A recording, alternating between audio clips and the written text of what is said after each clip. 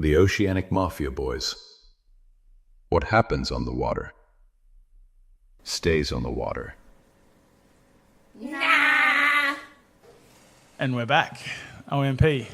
How's everyone? Good. How are you? Good. Thanks for having me on. We have Cody. That was a really good introduction too, Cody, I'm wasn't getting it? there. It was real good Yeah, from him, like straight into it, announcer. Perfect.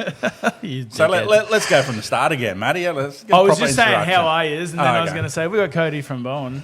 He's owner of Tackle World. Yep. I think you said something about a new sponsorship a couple of weeks ago. Yep. They've come Yep. on board. So they're going to, well, obviously Cody will talk about it a bit more, but yeah, come on board as a sponsor for the show. We're going to limit that to only a few, so it'll be good just to, give them a plug, learn a bit more about Bowen and the recreational side down there, and have a good chat about fishing and everything Bowen. I don't think Bowen's much of a secret anymore either. Oh, limited accommodation anyway, so that'll keep a few out. But, That's the best way. but no, cheers for having me on anyway. Much appreciated, and I've been listening since the start. And it's awesome what you're doing, and it's cool to support like-minded people. Yeah, So, no, thank you. yeah. So, you going to go into it, Matty, or are you going to ask questions, or you want me to just take over and get into it? No, I'm sweet. Tell us a bit about yourself, mate. How'd you get into the shop? So parents own a cattle station, sort of been on the land my whole life. I'm a butcher slaughterman by trade. And then, sort of after that, been working for my old man on and off for the last few years, and then into mining, 4 years of that. Hated that, but got me to where I am now. So, and then, the opportunity arose to have a go at the shop. So, old man backed me into that, sold all my cows, and here we are now, pretty much. Long story short. Historically, how long's the Tackle World Bowen been open? Not just you owning it, but open full stop? It's been there about 6-7 years now, I guess, all up. I've had it for 3, just on 3 now. So, time nice. flies. It does, very quick. It doesn't take much at all to get away from you. No. So, and it'll get to 20 years very quickly too. You look back and go, holy shit. I'll be old and cranky by then. Are you guys the only Tackle World sort of there and on the Whit Sundays and that? Yeah, there's Tackle World Early Beach, and then there's sort of 2 camping, and they do a bit of fishing in Bowen and guns and ammo and stuff. So one's just shutting up shop at the moment. She's been there for like 50 years or something wild. But obviously just getting out, and then we still got Bowen Outdoors. So it's pretty cool. How's the fishing been going down there? Good.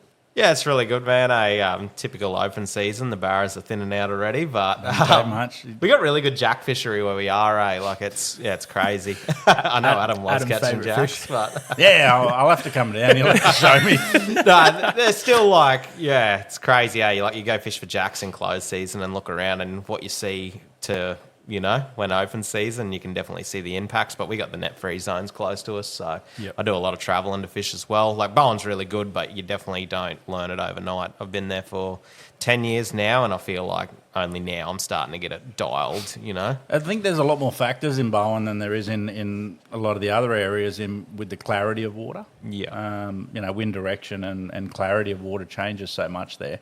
Yeah. We have a lot of clean water. That's what I mean. Probably compared to and you it's guys. hard. It's to actually fish barra beautiful. in clean water. I love it. I reckon Everyone it's great. knows it's hard. Yeah. So, But no, it's cool. It's like a good in-between too, like the Prossy's just there, the dam, the river, then obviously Burdekin's just there, and Rocky's only 5 hours down the road if you want to go to the Fitzroy. It's a good in-between, I find. Yep. You got the Gregory too. Yeah. Sinclair Bay. You just got to do a lot of coast running, I suppose, is the only thing. You got to have a seaworthy boat because it's 15 knots most of the time. It's not called blind. But you got to run the coast. There's not much ramp access anyway. Yeah, we tend to do that here anyway a lot. Yeah. Regardless of the ramps, we sort of hoon. Yeah. So, especially with a big sticker on your boat, you can't not just fish one creek. But you just sort of get out and go anyway. So Bowen would suit that style I do. I love that area. Sinclair Bay brought memories. We used to stay at Monty's and places like that. So it was pretty cool. I grew up in that sort of area and then fished Prossy quite a lot. So, you got some pretty epic fishing. Yeah, definitely. Yeah. It does, not trying to go back on the whole net dribble, but, it does sort of break your heart a little bit when you go and see in January you scout around and you see hundreds upon hundreds of fish in that Gregory. Yeah. And then they just get wiped. Yeah, it's crazy. Yeah, so it does get frustrating. Everyone's got to make a living, but yeah, I think this year more than any, they've just gone hell for leather with everything. Yeah, I've found that 40 ton taken already in 2 months. It's not really. That's our region. Yeah. That's not really sustainable in my mind. So We don't have much fresh up the tops of our system either, like not much floodplains. It sort of thins out really quick. Like you go to Prossie and you've got the Gagangas, obviously, so it's, and you guys all have the got... way. Even O'Connell and all those rivers, they all have floodplains and ponds and that sort of stuff. And like, it's not fisheries' fault, but it's just the way it has become because of the dugong zones. But everything's asked about face. If it was all the zones were set up based on barramundi, then they'd be dead opposite. To what they are now, because all our rivers that have those big floodplains and big breeding areas, they're all the ones that are open to netting. All the little ones that don't have that, they're the ones that are net free. So doesn't make sense from a barramundi point of view. It doesn't make sense, but that's not why they brought those zones in. It was dugong protection and other reasons. So in the commercial side's defence, that's what they've got to hit. Well, they can hit it. Can't be catching them. They taste too good. Yeah. Have you ever tried it? Yeah. Is it good? Yeah. Right. It's like pork belly. Maddie used to try and find dugongs in nightclubs. We're all guilty of that. Pretty sure I seen you walking out of Anzac Park one night. Probably. I picked up 2. One on each shoulder. Oh, shit. Yeah, we're gonna But get yeah, so cancelled. Bowen's not, like, it's got everything, doesn't it? When you actually look at it from a fishery, it's like a micro fishery of everything. So, the only thing I probably haven't done is inland and any freshwater stuff. But surely there'd be something.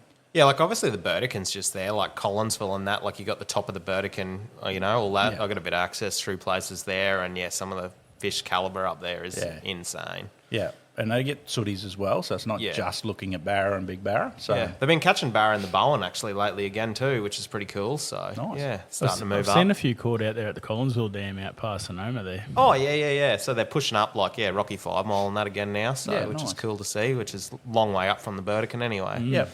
So you've got that, but then you've got some pretty awesome off the bank fishery. So your rock, your trout and your lipper and your grassies and all that sort of stuff. Like we fucking pink cheek emperor.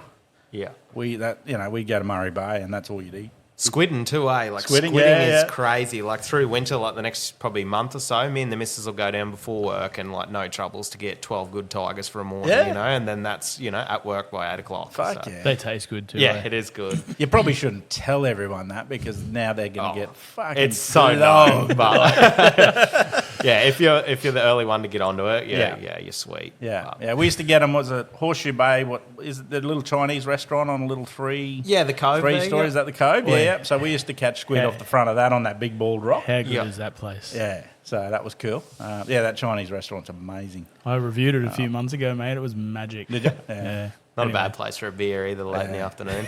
Yeah. And that's a cool area. But yeah, we used to stay at Murray Bay quite a lot as well. So it was a secluded little area. And every Easter actually.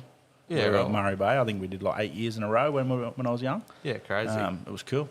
Made lifelong friends there and with the family. So it was good. I remember back early days. I don't know what sort of dates we were talking about. I must have been 10, maybe 12. They had the nets Years ago. with the trout, and one of the divers had actually gone out and slid all the nets out. Yep. And all the caged trout were released. And then for the next 2 years, it's pretty cool with the trout off the bank.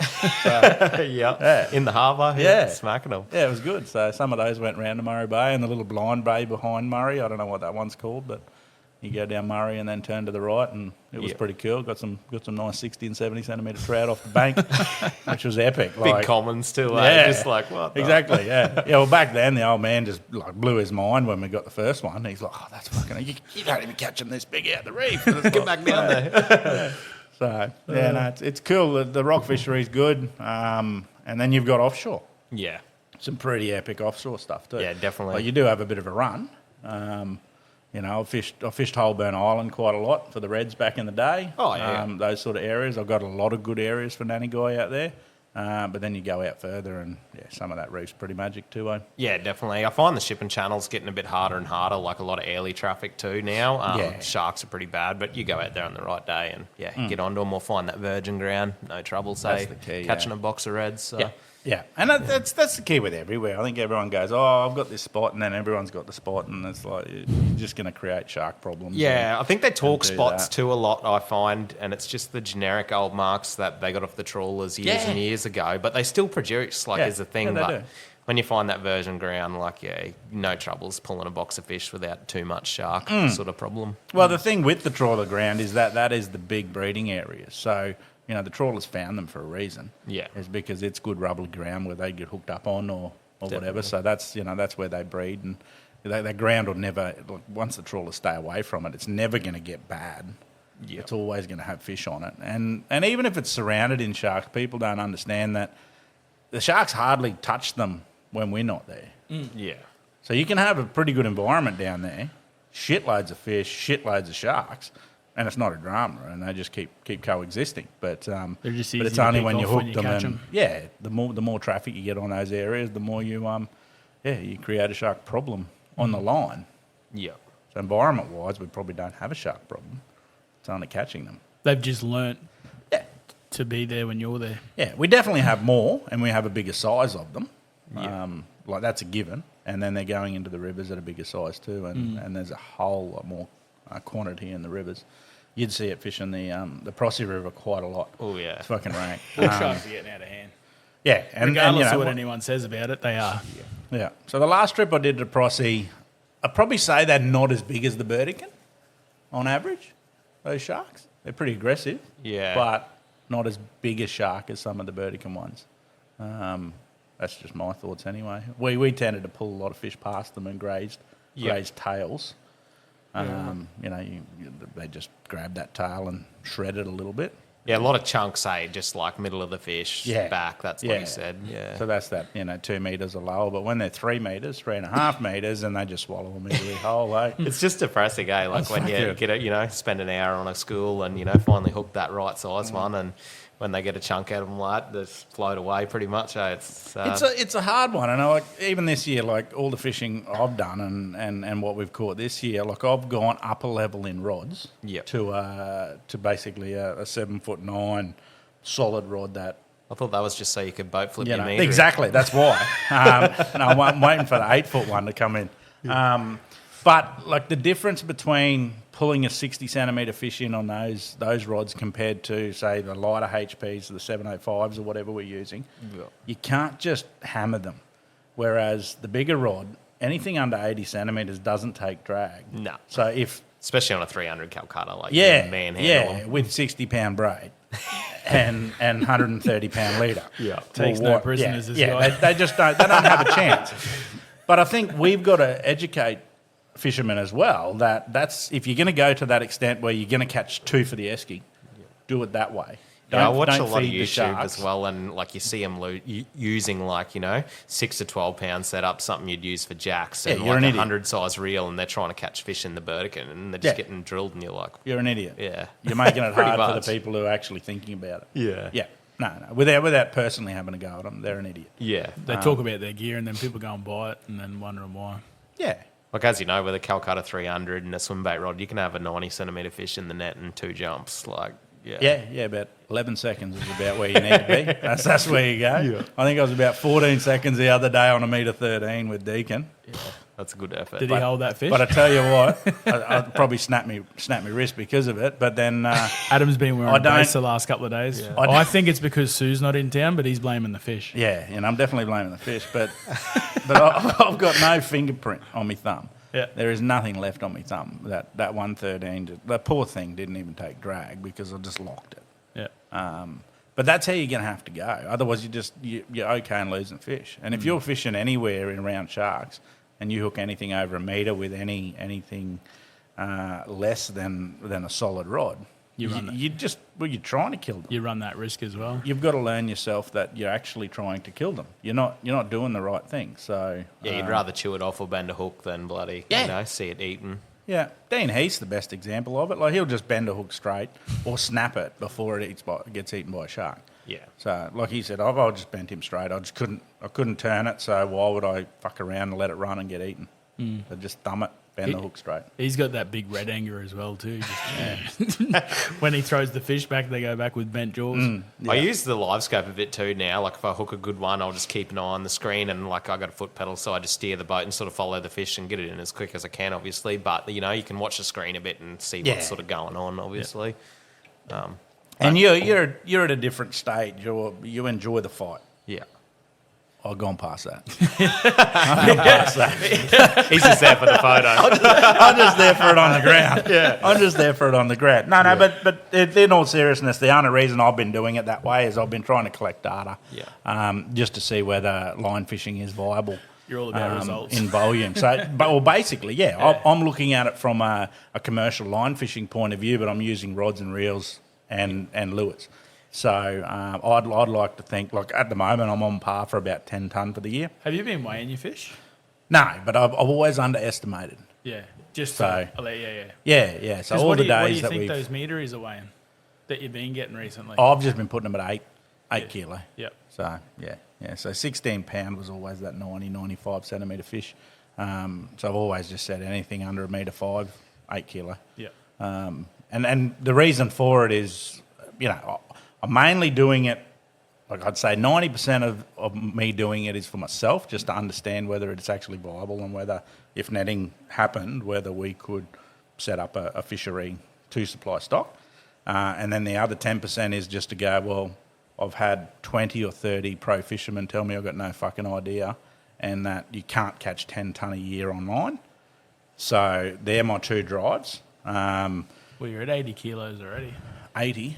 Oh, didn't you say you got 10 metre barra? 14. There's 14 meteries so far, but some of those meteries are metre 10s, metre 14s. They're bigger fish. And countless 90s.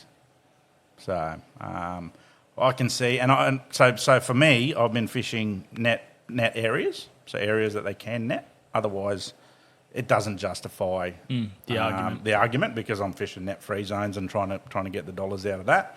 However, what's going to happen in, say, 2 or 3 years' time when the nets are out and we've had a year of recruitment, everything's going to be net free. So the stats should be based on the net free stuff.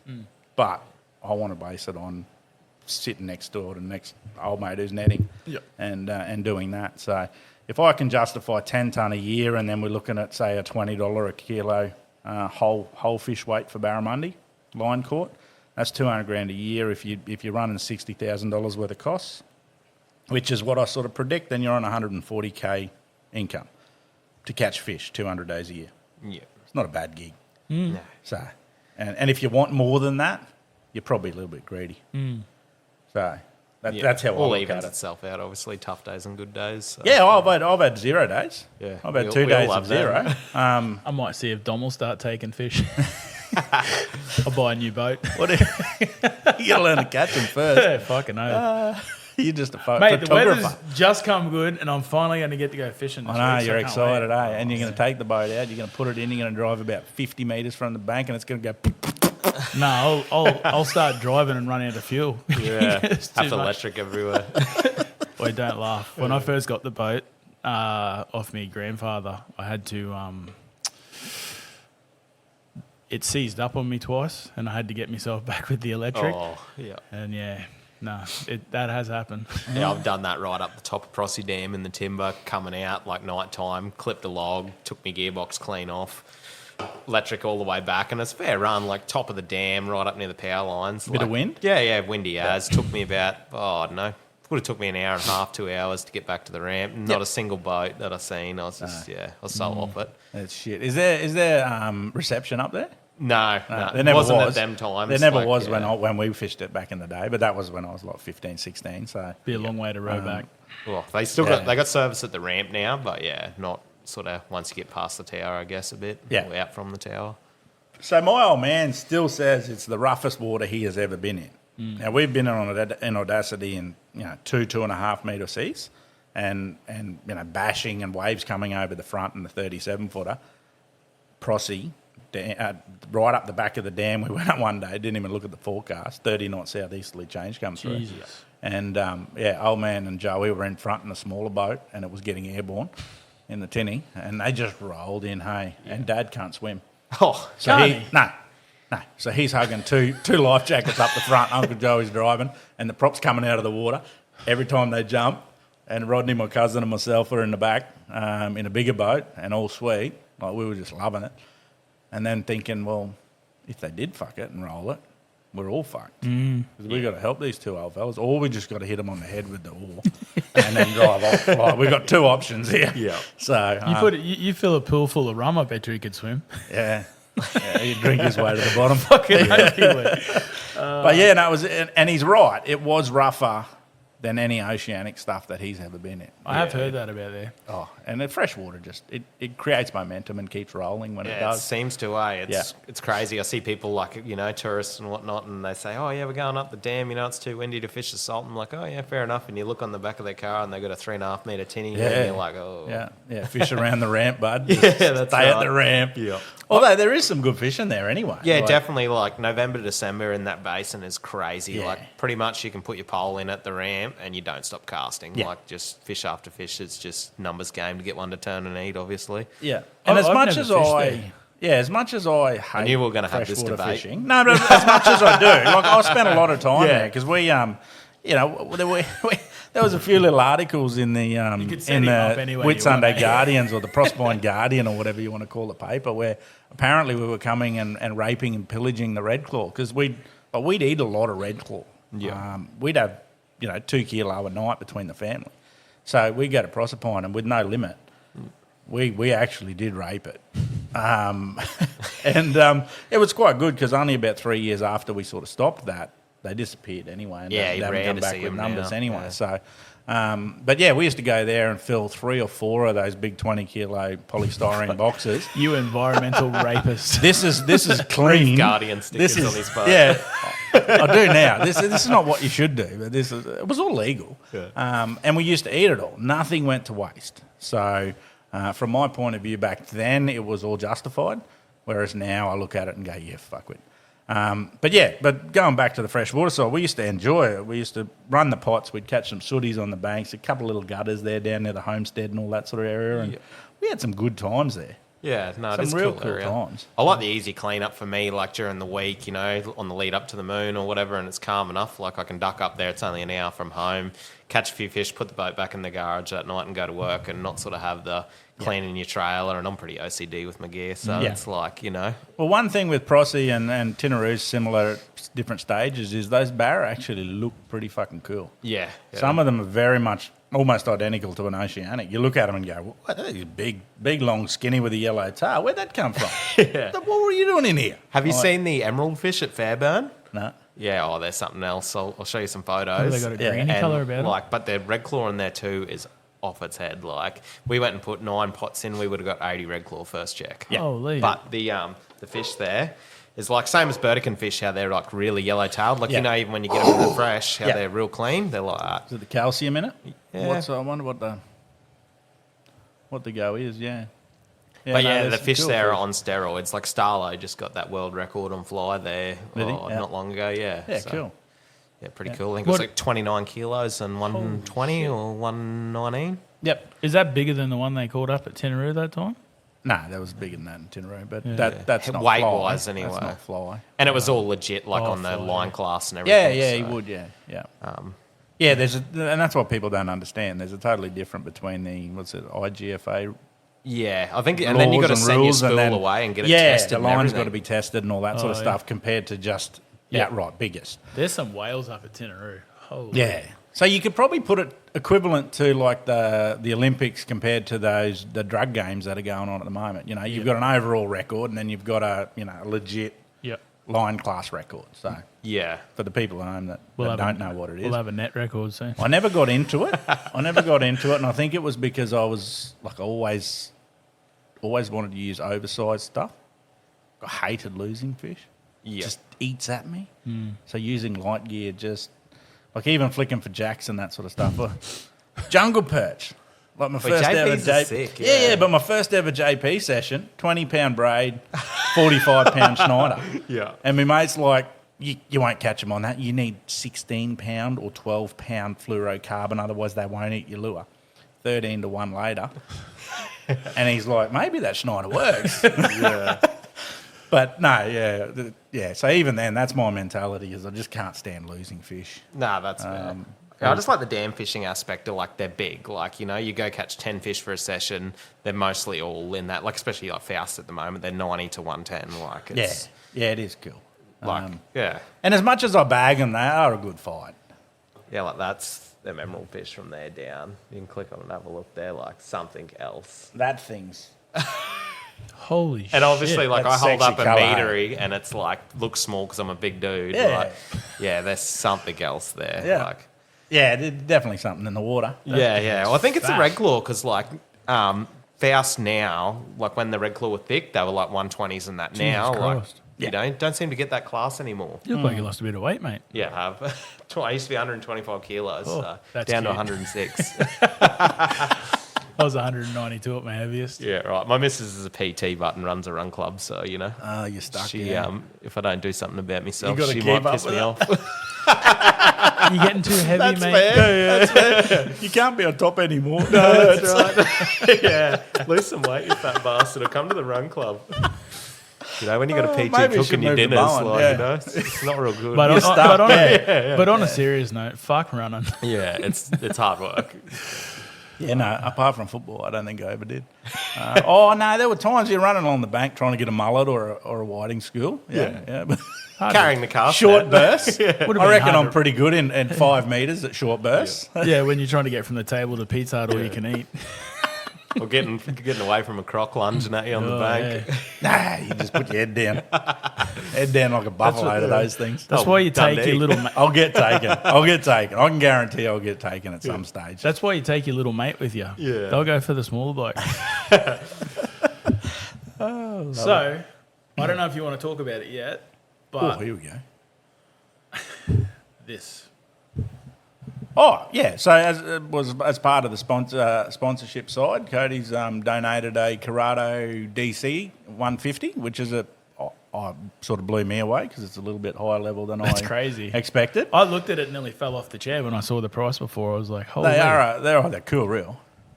I was Always only going to been do a up there. conquest, but I was like, I would have stole that. I would have stole that. Yeah, well, you're always on about conquest, and I was like, Yeah. oh, well, it Well, how about makes we look sense. at that at Christmas time? How about we'll actually buy in for some of it, and or get another Cool. another I'll company trade to you for some donate some. For some you have as many of them as you want. Just so quietly, yeah, not just that, but quietly on the there's a game Dobbins before you Rob go there. any Oh, further, here we because I go. know we won't want to talk about it. I hate talking about it. Adam's got a new colour. Oh fuck the colour, It's called Barra Blue. doesn't work. Yeah, right. He doesn't caught work. it. Yes, it does. He Have caught you ever him, seen a blue prawn? He caught a metery They with it don't the work. other day. They don't work. They can't work. And he showed me a photo. I've even got the video that I'll post.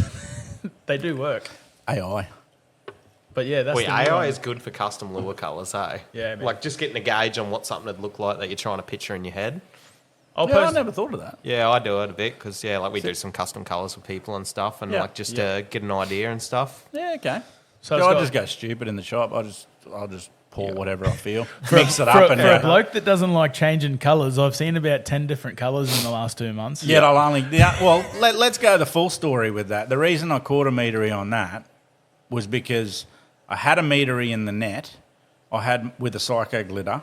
I had another psycho glitter stuck in the net that Deacon cut off, and that was on the third rod while Deacon's trying to get the other barra out of the net. So I wasn't going to throw a blue prawn, but that was the only thing that was left. So what we've got is a real light sort of blue colour with the blue fleck through it. And we got pearl the blue with a purple purple tail. on the tail and the black eyes. So it's all about the black eyes and the purple tail. In So- between means nothing. I'll chuck a photo on the page and you can order some. Yeah.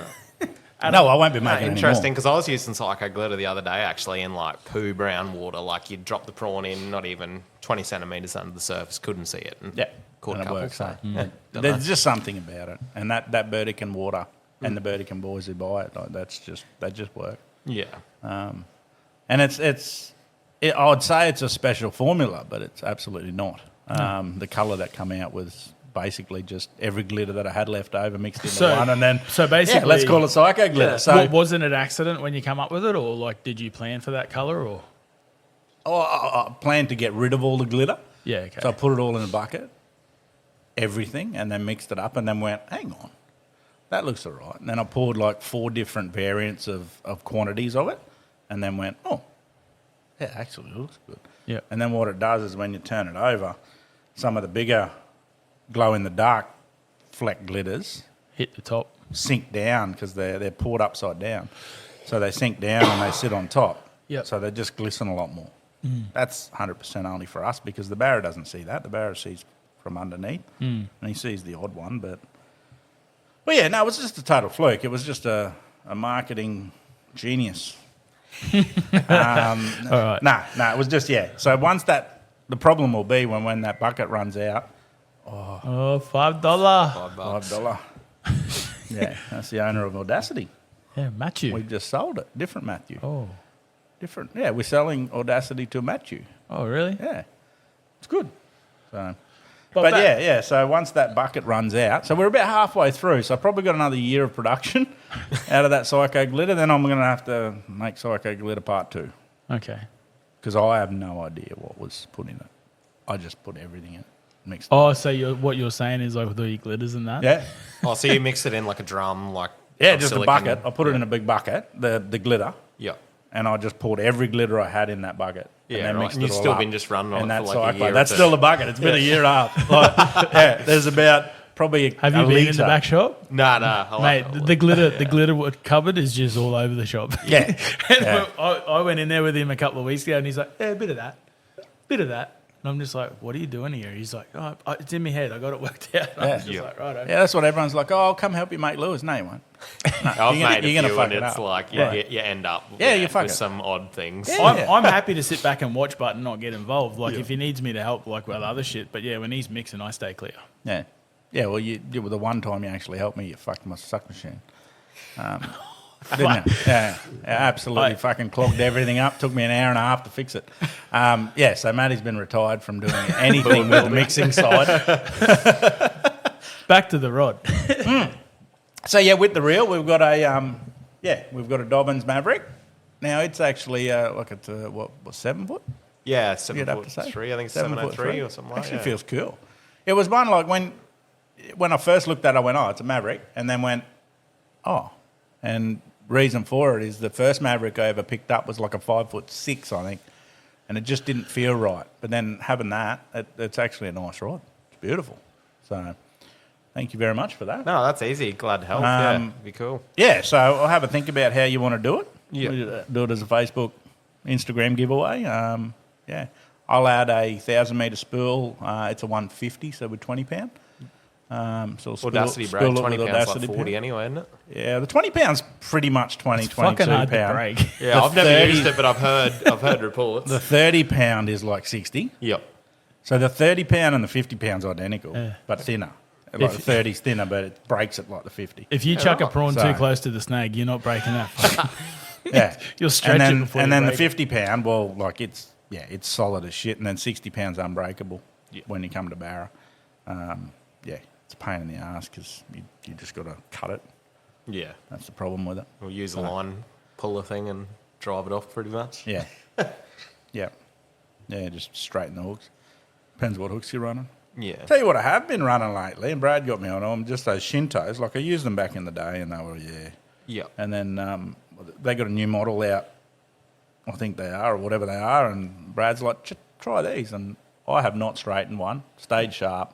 Yeah, right. Yeah, they are good. Like, Oh, cool. And they haven't Yeah. rusted. They got that coating on it that doesn't rust. So they do the stainless ones too. You've seen them. I don't know whether they do them in Tackle World here, but you can buy a box of 50 circles, heavy duty stainless, and they're cheap as chips. Yeah, Like, okay. yeah, good value. yeah, nice. Yeah, I have to have a look at that.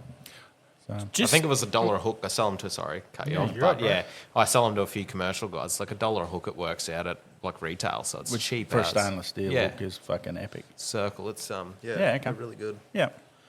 I've had a few guys at work asking me about the prawns. What's the ideal jig head that you use? So with the 185 and the 230s, I use the what are they called? TT Enforcers. in the 9.0. I like the 9.0. You can get the 10.0 and the 11.0 fit, but with the 185s, the 10.0s and 11.0s, you have to actually pierce back into the prawn just to have it sit right. So you actually come out the back here, which doesn't change much. If anything, it holds the prawn on that hook a bit better. Yeah. But It'd probably nearly make it sturdier, eh? it Just does. that It bit does. extra. It stiffens the whole lot up, and it works perfectly. Only thing I don't like is the 10.0s and the 11.0s straighten. Yeah. Most people aren't going to have that problem. Yeah, I've done that. Yeah, but they do have a bigger gape, and that does straighten. So I just use the 9.0. I haven't straightened a 9.0 yet. Yeah. So it is a smaller profile, same thickness, but yeah, not as big of a gape. You fish them pretty heavy too, eh? Like jig head wise. Oh, yeah, for a 3/4 or half ounce. So it depends where I'm fishing and how I'm fishing. So if I'm fishing that 2 metres of depth, then I'll run a half ounce in it. Yeah, right. And then I'll just hold the rod tip up high. Yeah. And just slow stroll them along the bottom, basically. Is yeah. that just so it gets you down quicker? Well, yeah, logically would say, yeah, the heavier the jig head, the fucking faster it goes down. So with the 180s, I understand that. But Yeah, I'm yeah. saying, like, because do you want it to float down slowly, or do you want it to get down quicker? Or yeah, like, so it's not actually the getting down. It's how it reacts when you stop, when you pause. Oh yeah. You don't So want it the- to just rock it in the nose. Yeah, exactly. You don't want it just to stop and go straight down. So you want it just to glide forward and keep going. So, and the reason for that is when you're fishing those sandwhoop barras and that sort of stuff, you're winding, and a lot of the times you're actually winding too fast, and you think you're going over the barra, but you're 2 foot above his head, and he doesn't give a shit. So a lot of people need, and I've talked to Deacon about it, and I've sat and watched Deacon while he's sitting next to me, and I just stop every 5 metres or 8 metres. Let it hit bottom again, start the wind again. It just keeps me down right in front of their eyes. Yeah. What it also does is annoy the fuck out of them when you hit them. So if you've got... It entices them. Yeah, so if you've got pressured fish and they've got no interest in biting, well, you may as well hit him on the head and move him on. Yeah. So hit him on the head, move him on, find him in another area, he's sat on a different angle, and then go past him, and then you'll basically woken him up and go for that. So I got the answer I wanted. I was just Did ya? fucking, there was Yeah. a lead up, you fuck. Yeah, no, that's fine. I'm asking the questions that, like, people. Yeah, my attitude's just always going to hang shit on you for it. So I've been running yeah. 2 screens at the moment, so forward and perspective, same Yeah, which time, helps. and that's like game changer. I got them to line up perfect, so when you zero the fish, like you bring it over his head, you just check the bottom screen, go, I need to just drop it a touch, and you're right on him every time, eat or spook, pretty that's much. ideal. That's the ideal way to go. It's taken some training, bud, to get myself used to it. But like I was fishing sandwhoop barra the other night, and like you said, like you can just buzz their nose, and you soon get a gauge of what they're doing. Yep. I think the way you're doing it too, like I was fishing the other day, I think I counted 14 that I hit to get 3. So the way you're fishing is going to isolate that. My thoughts for me were I was just going to go back to Lowrance because I can see my lure a lot better. Yeah. And You can. 100% you can. The lure tracking on Lowrance is 10 times better. Yeah. But the detail is nowhere near as good. So there's a good and a bad with I've both noticed brands. when we're in your boat to mine, like you can see a lot more with yours. Oh, it looks sexier. The screen looks absolutely sexier on a Garmin, and you're like, oh, how good do they look? Yeah. But then with the Lowrance, you're like, oh, there's 6 barra there, and that's all I need to see. Yeah. So I've been running, I run Garmin obviously, but then Hummingbird as well, Mega Live 2 for forward, because I had twin Garmins and the interference was making it way too hard for me. Like my perspective mode would get really bad interference as soon as I'd have my forward on same time. Really? So obviously Bird runs on different frequencies, so yeah, use the Bird for the forward mode and they run really hot and good in forward. So Do they? yeah, like Yeah, really okay. well. I actually swapped Crowy my 8412 for his Oh, Bird, you're the one. so- Yeah, fair enough. Always doing deals. So. Oh, fuck, I'd love to jump on board and just see that, because I'm at the stage where, that setup is sort of where I'll be, but I was actually just going to go to the Lowrance XL. Yeah. So it'd be interesting just to see. Yeah. Would you run the 360 live or like see how they got the new transducer with that? I don't think I need it. Yeah. I don't want to know what's behind. No, Have you that's ever caught it? You ever turned it around and seen a barra under Nah. your boat and then thrown your lure at it and caught it? Nah, I've casted a few. I've but- casted it plenty. I've done the same thing. I've casted at absolutely plenty of them. Yeah. And I think with Deacon, I might have got one at, maybe 100 degrees to the front of the boat, so just slightly behind us. Yeah. But that was it. Yeah. So everything else, and I think it's because, like, in all honesty, it's probably more because you've spooked them. The Yeah. ones that you do see behind you, you've travelled over them, they've heard noises, and they're not going to bite anyway. Yeah, or they're floating with the tide, I guess, Yeah, but yeah, that's probably the reason for it. But yeah, if I went Lawrence, then you may as well have two set up, and if the time comes, you clip it from forward mode to from forward mode to the back and do the 360. That's how I got onto it. I fished with like Sylvester a bit, and he runs the Twin Lawrence, and it's unbelievable. And obviously, I've been Garmin since I've had live, and I was like, oh well, it'll work with Garmin. Didn't think anything of it, and it's a bit of a conspiracy, I guess. A lot of guys are running it in the dam scene, and no one really said anything until I asked the question when I was having troubles. And bad interference drives me insane. Yeah. So it shits me that with technology and that sort of stuff, people hide that sort of thing. yeah, But I just seen all these guys had it, and I was like, oh well, it must work well. All these high, these guys that are high profile anglers in ABT and stuff, run it, must be good. Didn't think anything more, bought it, and then dramas straight away, and tried everything, and cured the problem now. But Yeah, cool. And the Hummingbird is pretty clean. yeah, in the salt, like big tide, it's like a bit of Fine interference. You tuning can and still then- see the highlight of the fish, no worries, in the tide, but you got to play with the settings a lot. I'm only getting used to it too. Gets I've a only lot had it on the blurrier. boat for about a month, so yeah.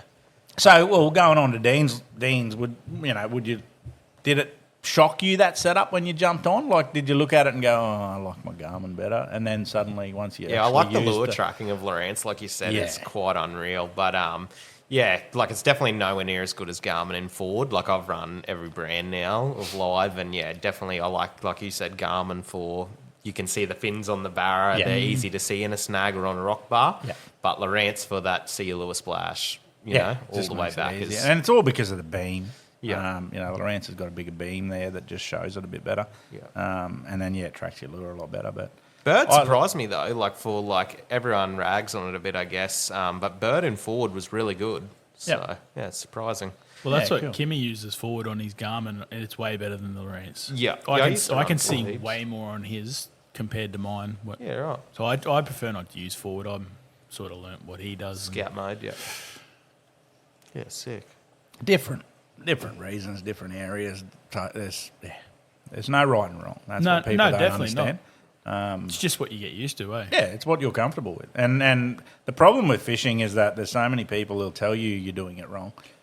But if it suits you and you're catching fish, then the last thing you want to do is try and listen to someone who catches less fish than you.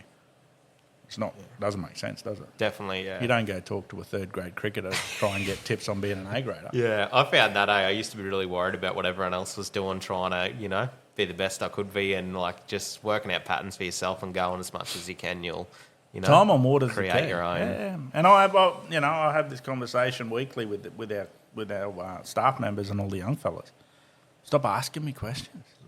I'm not gonna help you in any way because as much as I want to help you, it's not gonna help you unless you put the time on the water. It's gonna muddy your thought process, and it's gonna be fucking harder for you. You So can go give out them, and learn give it. them the tools, Yeah. and then it's all on them. Like jump on and I'll say, well, that's a fish, but you need to go in a different area and find that fish. If we go in an area that I know how to find that fish and we have a look at it, well, it's of no value. You didn't learn anything, so you got spoon fed. Just learnt where to go, Yeah, pretty much. and then it takes away. I think I said it in the last podcast. So if they're respectful, they'll never go back to that spot. I don't want that. I want them to find that spot by themselves out of their own pocket, even though that's a spot that I would fish. If they find it themselves, good on them. Fish it. But I think when I so if first they're got respectful, the Lawrence, it's they're never going to go back. So they're taking that away from themselves. Yeah. And then if they're disrespectful, they're just going to go back and flog that, and they're never going to find anything else by themselves. So it doesn't. the only it's not time I've gone positive back in to any way. like that spot where me, you, and Deacon went fishing one day was just after I got the scope, and I just wanted to see if I could see what you saw. Well, that's the way, and this is. I talk to a lot of guys, and when we used to fish Prossie, a couple of those lads used to do it as well. Make a plywood cutout of a 70 centimetre barra with 2-star pickets, and drop it on a sandbar, on a flat spot on a sandbar, and then keep driving past it until it tune your sounder until it looks like a barra. Yep. Yeah. Or make 50 of them and really fuck someone over. Someone out there with the nets. There'd be netters there in a week. Wondering why they're getting snagged. But that's how you've got to do it because you want to fine tune it. Crab pots was a good one. Zip tie a couple of crab pots together and then make it look like a crab pot. Yeah. If you don't have a patch of barra or a patch of fish, and it's no different than nanny guy. If you've got a patch of nanny guy out there and you're fine tuning another sounder, you go over it and that's what a nanny guy looks like. Tune it till it's best, and then adapt that every other nanny guy school you've got. You can do it with a laydown, right? There's laydowns Exactly. everywhere you go, Yep. till you get the best picture you think that you can get out of it. Sort of 100%. Yep. And you can see barra, anything over 70 centimetres in a laydown sticks out like dog's balls, whether it's under it, stuck in it, whatever. You keep going over, you're gonna hit it on the right angle, and there'll be barra. And you know as good as I do that you can go over a laydown one way, and you're like, oh, there's 3 fish on that. You turn around and go the other way, and there's 50. And how the fuck did the first time miss it? Do you find like you go over somewhere and you're like, oh yeah, there's a good bunch here, 20 or 30 or something, and you go put the pole in, and there's like 100? Yeah, and it's you ridiculous. Go, holy. It's ridiculous. Yeah. So yeah, it definitely side scan misses. I haven't, like the old days we used to use sonar, so you just see the blobs. Yeah. So I might try it next time I'm on the water, is just actually go to the standard sonar and see whether you actually see more blobs than you do with the down scan. Yeah. And then turn 'Cause everyone around just and runs come chirp back. now, right? Yeah, Yeah. everyone runs that, so it'll be interesting. But yeah, definitely right. You'll go over and the old days with the Lowrances, I used to just have a Gen 2, I think it was when I first guided. But the amount of times I'd go past the snag and go, there was 4 fish, and then you catch 10, and you're like, oh, they recruited. Obviously more turned Well, up. it makes sense. Whereas Whereas now, only hitting one side of the whole heap of fish that are there, eh? well, you think that, but then you look at the side imaging and you're taking a side imaging shot of the whole snag and you see 3 on the front and you don't see any in there. So, yeah, it's one of those things. And then you put the live down now, you see those 3 on the front and there's 30 fish in there. And you're like, well, how the fuck does it miss that? So, so back in the old days, it was a good thing. Now that everyone's got live, Yeah. They don't everyone stand knows a where chance. they are. So, It's just a confirmation tool, really. yeah, 100%. It's like, just were a you lot- amazed when you first saw it, when you had the the live scope and you saw all those fish that were there? I first started with the AT1 with the Lowrance, so it wasn't as detailed. So I was seeing the blobs and doing what I was doing, and it was cool. It was an eye opener, but it was nothing to what using the Garmin now gives me. Yeah. So now I can sit on a spot and go, holy shit! Now they're just lit up, and then you can actually see individual barra in those schools lit up, and they're the ones that bite. Have you found that? Yeah, You're yeah. casting in and there's 4 barra moving and one just looks like it's glistening Yeah. way more, and then fuck me dead, that's the one that turns around and eats your lure, and you're like, there was something about that. It's like a glow that it has, and it must be the fins or... Something going on, yeah. Yeah. Because it's weird that. Like you will see 10 barra and one's just a little bit more lit up than the rest. And I do a bit of like fish for floaters as well, like rather than fish on the snags, and I find like the floaters, when you sort of find that right one that's lit up and sitting nice, like really high, like he mightn't be sitting 2 meters under the surface, he's licking the top. Yeah. And like if you can get it on his nose, he will belt that lure like every time. yeah.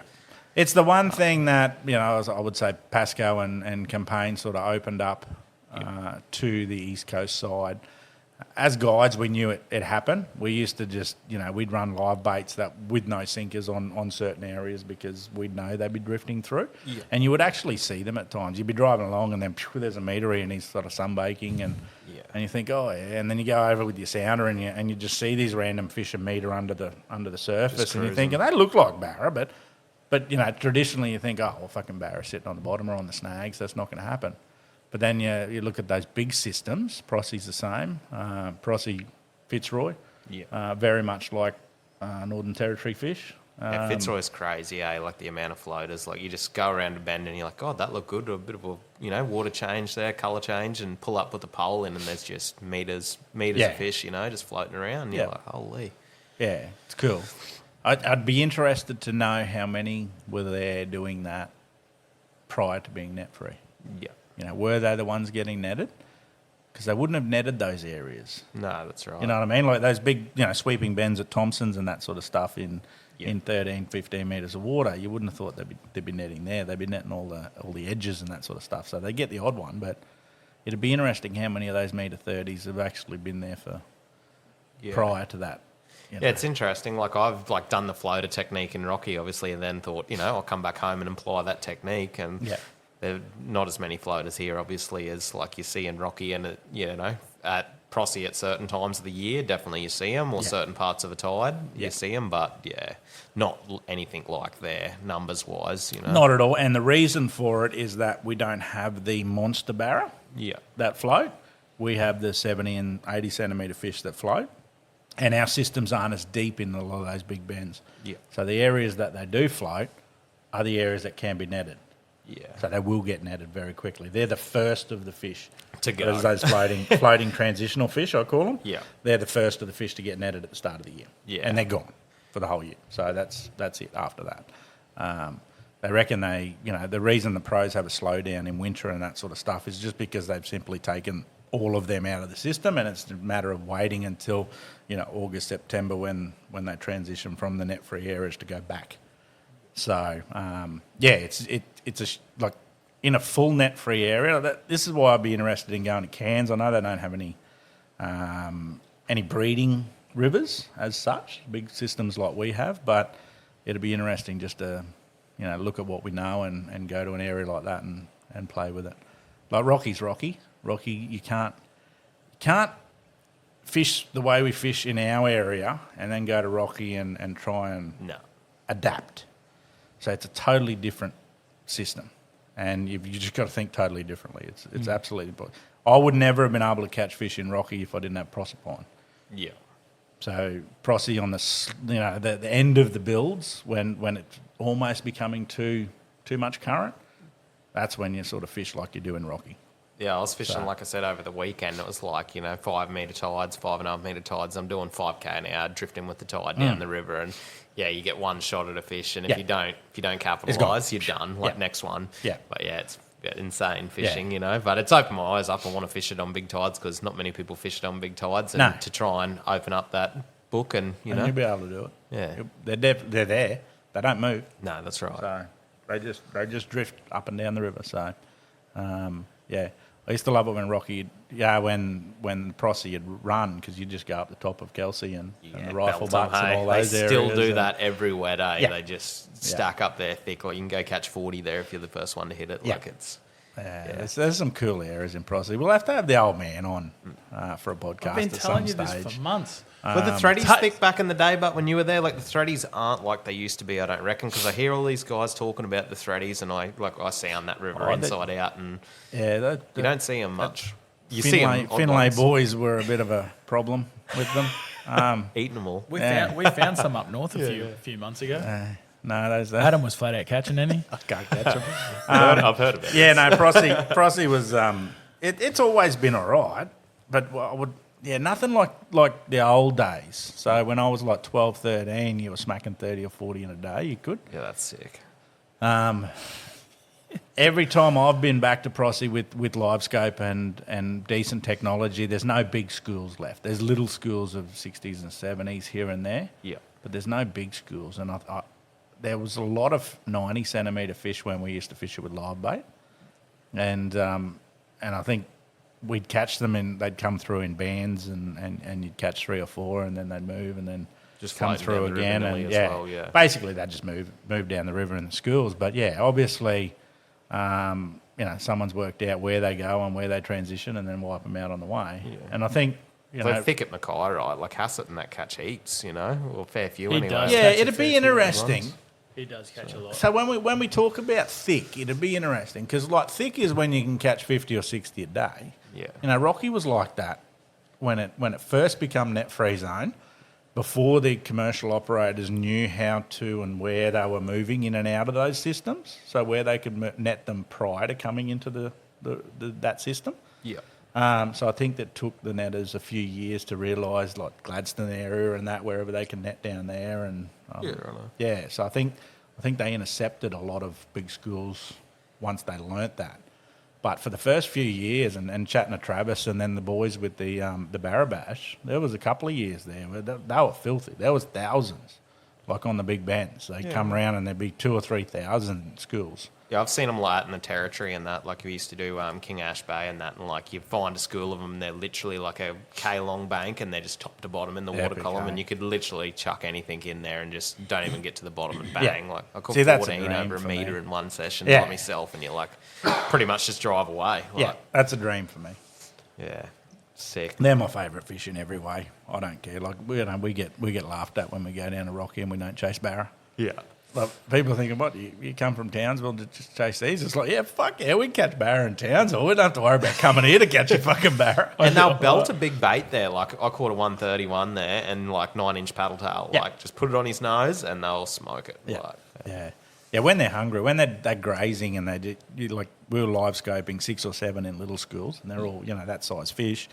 And then you get one cast that's right yeah. and you get hit every time. Yeah. So you've just got to get that right cast. I find there's heaps of them too. Like you don't have to be anywhere special. Like just No. go to a decent looking edge because everyone these days there fishes for floaters. You just go to the edge and drains and there's Yeah. Are you there's talking about threadies. high banks?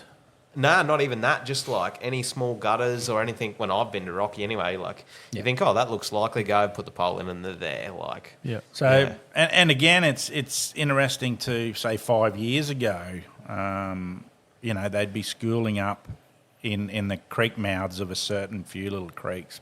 They used to call it bobs or whatever it is. You'd go there and there's 1,000 fish there. yeah, Whereas now you go there and there's 50. yeah, right. So it's a wonder. I don't think people have taken 950 fish out of there. I think that those fish are just sick of the pressure. Like- And the sounds and, 3 different models of electrics and 2 different models of live scope and the pinging that's going through the water. These fish have got big whiskers and big lateral lines and they can feel everything. Yeah. So now they're having to just graze like that. So they do just drift up and down the river. Yeah. And they've got no predators. With what to you do just that. talked about, do you reckon it might push them out to the deep? Oh, they definitely go out into the deep on the big tides. So no one's ever given me an answer to where they go on the big tides. I want to tag some. I will, Like that, I will tag is it some. Casuarina or whatever it's called on the way to Port Alma there? Yeah. Like that's everyone, like when you talk threadies in Rocky, like that's the first spot that comes up. Yeah, right, eh? Casuarina's an easy one. Yeah. Port Alma, under the actual jetty there at Port yeah, Alma. yeah. It's filthy. Yeah. And then, Port Alma, further along, there's a couple of creek mouths and do that. But I dare say, so on the big tides with Rocky, they go out.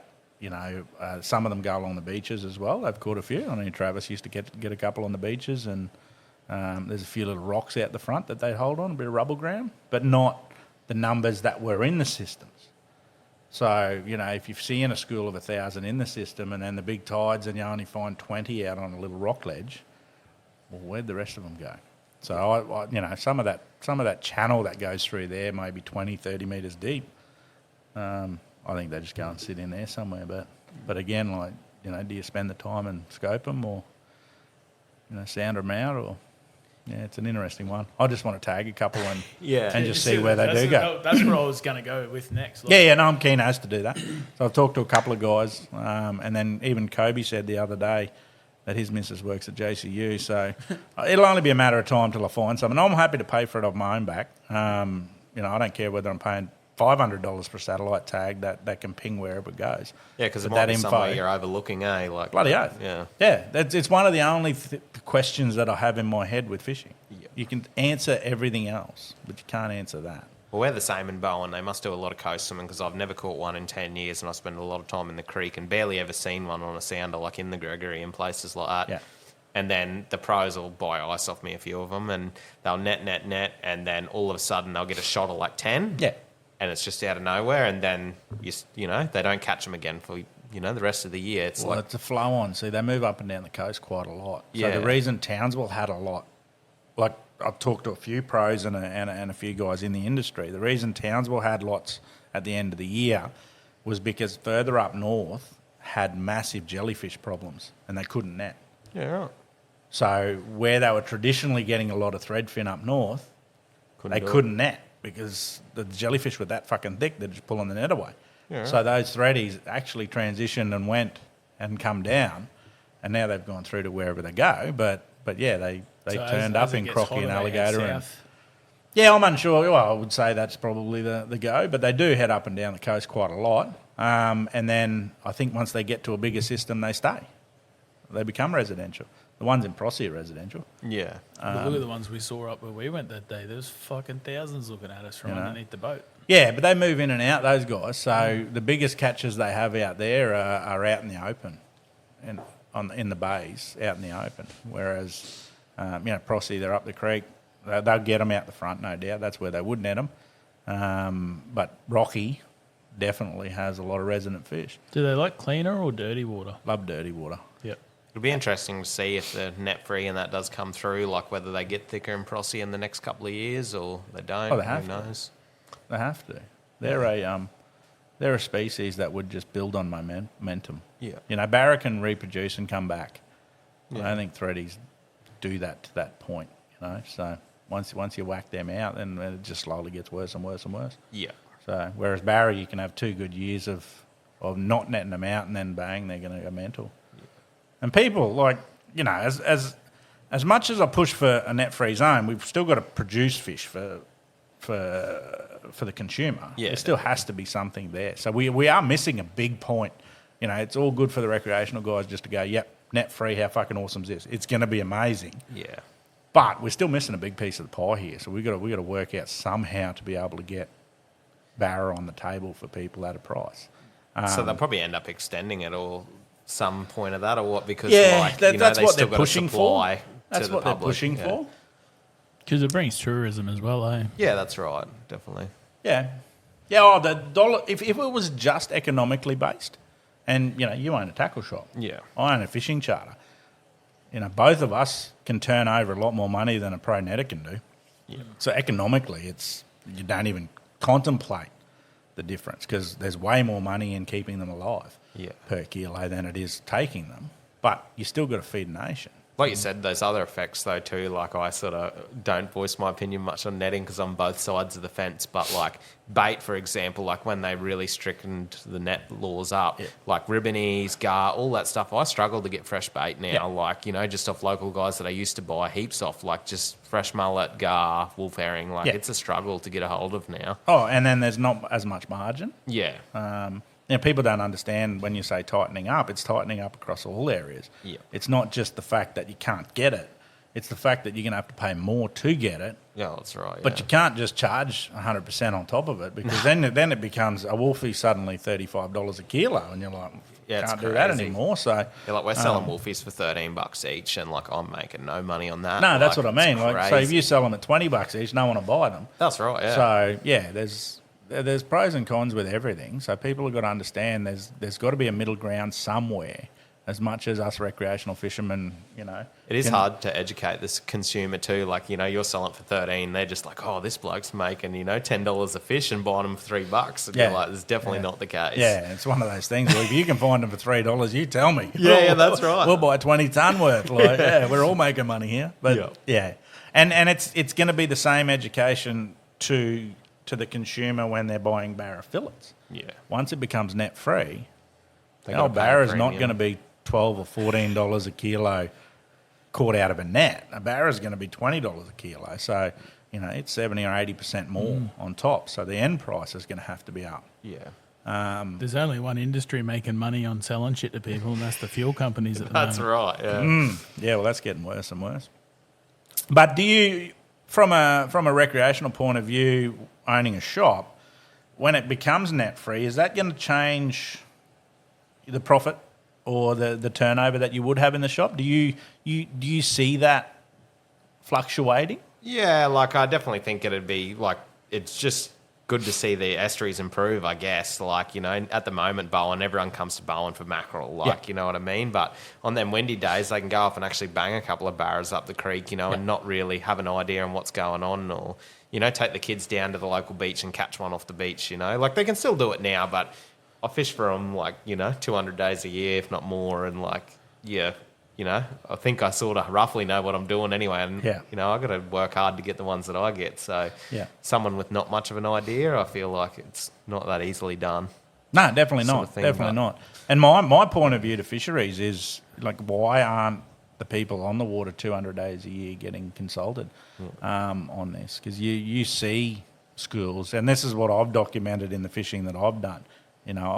I'm pulling fish out of schools of 300 or 400, and then the next week they're gone. Now, those fish have been there for 2 months now. Yeah. Over the Christmas period, I've watched them, I've studied them, I've sat on them, not fishing on them, I've fished on them with no hooks. Yeah. They weren't moving, and they will stay there for 3 or 4, 6 months, but they've disappeared. So they've got netted, or a high percentage of them have got netted, and then the rest have moved out.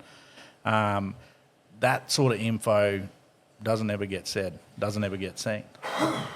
A barren netter, in their defence, they don't look what under the water. They put a net out. Yeah. They get the fish. They think that that's plentiful, that creek. They'll either go back, and they'll keep going back until there's none left. That's what happens. And they'll keep going back till there's none left. But I don't think a lot of them are actually thinking they're raping the area. I think they just think, oh, well, those ones will build, and in 3 or 4 months they'll go back and get a few more. Yeah. So in their defence, they're just building an income and doing what they've got to do. But underwater, I think people need to see what's actually happening as well. Yeah. So, knowing that school was that big at that time, and then 2 months later, well, there's definitely 2 ton of fish have gone from there. I see a lot because, a few guys buy ice off me at the shop. So, they come get ice, before they go, and then in the next mornings they go all night most of the time. And, they get ice the next morning, and we sort of bit of back and forth banter. And, you sort of see what's coming and going out of your local systems. And it's like seeing it firsthand's an eye-opener. And, when they start to run out of fish and they're asking you where they are, it's like, Yeah. Exactly. You're asking the wrong bloke. 100%. Yeah, your industry's built on recreational fishing. Yeah. So, how much do they pay in ice for the year, and does that cover your wage? No, it doesn't. So. That's why I'm a bit both sides of the fence, I guess. I'd try not to voice my opinion around it too much because, they shop with me and they have local families. They live in the town. It's... and some of the ones are respectable, some not so much. But it's a hard one. It is. No, it is a hard one. And I've been seen on social media to just voice my opinion and then get ear bashed from it. And I'm fine with that. Voicing. Yeah, some of it's pretty cool, eh? And but it's all based on everything that I do. I'll never make shit up. Yeah. It's based on what I've seen and how I see it. And that's what people don't understand is I'm not just bashing a pro netter. Yeah. I'm bashing certain ones that are doing the wrong thing. Yeah. So I think if there is an extension of this NX fishery, then there needs to be a call for a couple of things. And the first one is anyone who has an infringement in any way whatsoever on the NX fishery needs to be refused a licence in the next fishery. Yeah. And that's going to cull half of them. Definitely. Because I know a few have already been done, one way or another, whether there's minor infringements or whatever. There is infringements there. So they're all hiding behind the fact that they can't do anything wrong because the cameras are there. Penalties need to be harsher No as well. one's... Yeah, yes and no. To deter them. I've seen them cameras, but a few of the ones I've seen, middle of the boat, pointing towards the nose, so all the fish are obviously processing are coming over the nose, and where they're doing all their activities, the boys are down the back drinking beers and, doing whatever, and you're like, oh, this is criminal. But at the same time, if I was line fishing and I wanted to have a couple of rums while I'm doing it, what a life, hey? What a life. You'd be Gary. Get you 100 kilo a day of your line caught barra, and then it's time for a rum down the back of the boat. Oh yeah. But yeah, so in their defence, they're saying that the cameras are there and it's all sweet, but they're still doing the wrong thing. No one's looking at the cameras until someone actually reports something. So then there probably needs to be a body to have a look at the cameras and go over it. Definitely. Because we know some of them are doing the wrong thing because they've done it straight in front of so many people and photos been taken. Yeah. So I've had them preach to me about doing the right thing and whatnot. Come into my shop, not even to buy anything, just chatting to me, to try and get me on side, obviously. So I'm not obviously the tunnel netting thing. That's a whole nother thing. But they're petitioning against that, and a couple of the local fellas in my area are a big driving force behind that. Yep. And they're trying to sort of get me on board to push their point of view, how it will affect sales in my tackle shop and whatnot. And, so I've had the commercial guys come in and try and push their opinion and point of view, how it's sustainable on me. And then I've seen photo evidence of them doing the wrong thing in the next hand. And I'm like, holy, this is You know? Yeah, it's embarrassing. Yeah. You know, if that was my business with Audacity, Yeah. or any business that I run, it'd be put over Facebook. It'd be Yeah, I'd that's be right. You'd grilled. be slaughtered. Your business I'd be would fucking yeah. slaughtered, mate. If Google I was caught in a reviews, green look zone, out. if I was caught fishing a green zone, Yeah. then, but at the same time, if I was caught fishing a green zone, I'd expect my license to be taken away from me and my livelihood and to be bashed. Yeah. So, you know, if you're doing the wrong thing, then that's what it is. But, you know, I think there's, and for the people at home, there's the wrong thing, like, that's detrimental, and then there's just minor wrong things. And that's Yeah. probably what the pros are sort of thinking, well, that's not that too bad. Well, if I they're can- doing the if I can minor net the wrong whole thing right, river- they're just teetering on the edge, seeing what they can get away with. Well, that's how you do it. You live in the grey area. You don't live in the black and white. So that's what's happening there. Yeah. It's So- like doing a tax return. Exactly. Exactly. Because nobody does dodgy tax returns. Just half the fucking mining industry. Creative tax returns. Yeah. Just, you know, like I do my taxes and I'm just like, how are you guys getting so much back? Oh, I'm just like, oh, I claim this, and this. I'm like, well, we can't. yeah. Anyway, I won't go to that. I get too many people in She's trouble. definitely a work-related trip today, I can tell you. Oh, yeah, 100%. So it should be. Yeah. And then if you're net free area by mid next year, I'll have quite a few work-related expensive trips to Bowen as well. Yeah. Hopefully the fuel's cheaper by then. Like I'd love nothing more than to go and have a look at Sinclair Bay, and in February, March when there hasn't been any netting there. Yeah. And just see, because they're cool barra there too. I'd like to see the class of fish grow. Like you said, like I've, you know, definitely caught some 90s, you know, like a lot of 95, 98 model fish. Yeah. I haven't really caught many in that next class. Like $1.16 is my biggest in Bowen. Yep. And like that's 10 years of pretty much just chasing barra. And Yeah. I don't know, like I'd like to see if net free that the class would grow, you know? Yeah, it's an interesting one because I think a lot of those oceanic barra, when they get to that size, they stay out a lot of rivers too. So once they get over that 110, I think a lot of those oceanics don't come back in. Yeah. So, you know, there will be interesting times and different types of barra. So the ones that come out of the ponds and then stay in the creeks, they're the ones that are going to get fat like Rocky. Yeah. You know, they're going to stay there and they'll stay there till they're 1.35 m and they'll die of old age. That's just how it'll be. But those oceanic ones that come in, which is probably more the Gregory fish, they'll probably still stay at that school size of a 90 to 1.5 m. Yeah. But they'll just get bigger schools, and then once they get the next level size, they just disperse off. Push out, yeah. So so it'd be interesting. I don't know whether you would get 1.30 m, 1.35 m in those oceanics going into the systems. You get them more out the fronts. Yeah. We used to get the odd one. You see the odd one in the bowley back in the day. That were the big long skinny fish. Yeah, righto. But yeah, most of the big ones in those systems, the real big ones are shorter, fatter fish. We call snagfish anyway. That never left. Yeah. So, but it'll be very interesting. You know, I've spent 3 days now across the bay because, like I said, all the fishing I've done is in that NX area, just so I can get data. And then we've gone across to the bay. So Townsville has a Bowley River to Cape Cleveland, which is a big area now, net free. Yeah. Not really any of those systems have floodplains that stock up, like say the Horton or Morrissey's or Frosty or any of those places. So So Crocky and all that's net free now, is it? yeah, it's all net free. Yeah, that's good. But you know, there isn't that recruitment like there is in say cattle or you know Horton and that sort of stuff. So, but has been cool the 3 days I spent over there seeing the size. So that's been 2 years now. There isn't as many 60 centimetre fish schools. Yeah. So back in the day when I guided 5 years ago, there'd be 1,000 fish out the fronts of those rivers. Now there might only be, say, 200. But then you're finding patches of 80, 90 and a metre long fish in the system that we didn't have before. So I think it's just those 60s. And once they get to a stage, they transition to a different fish. So they'll go in a different area and they'll sit differently.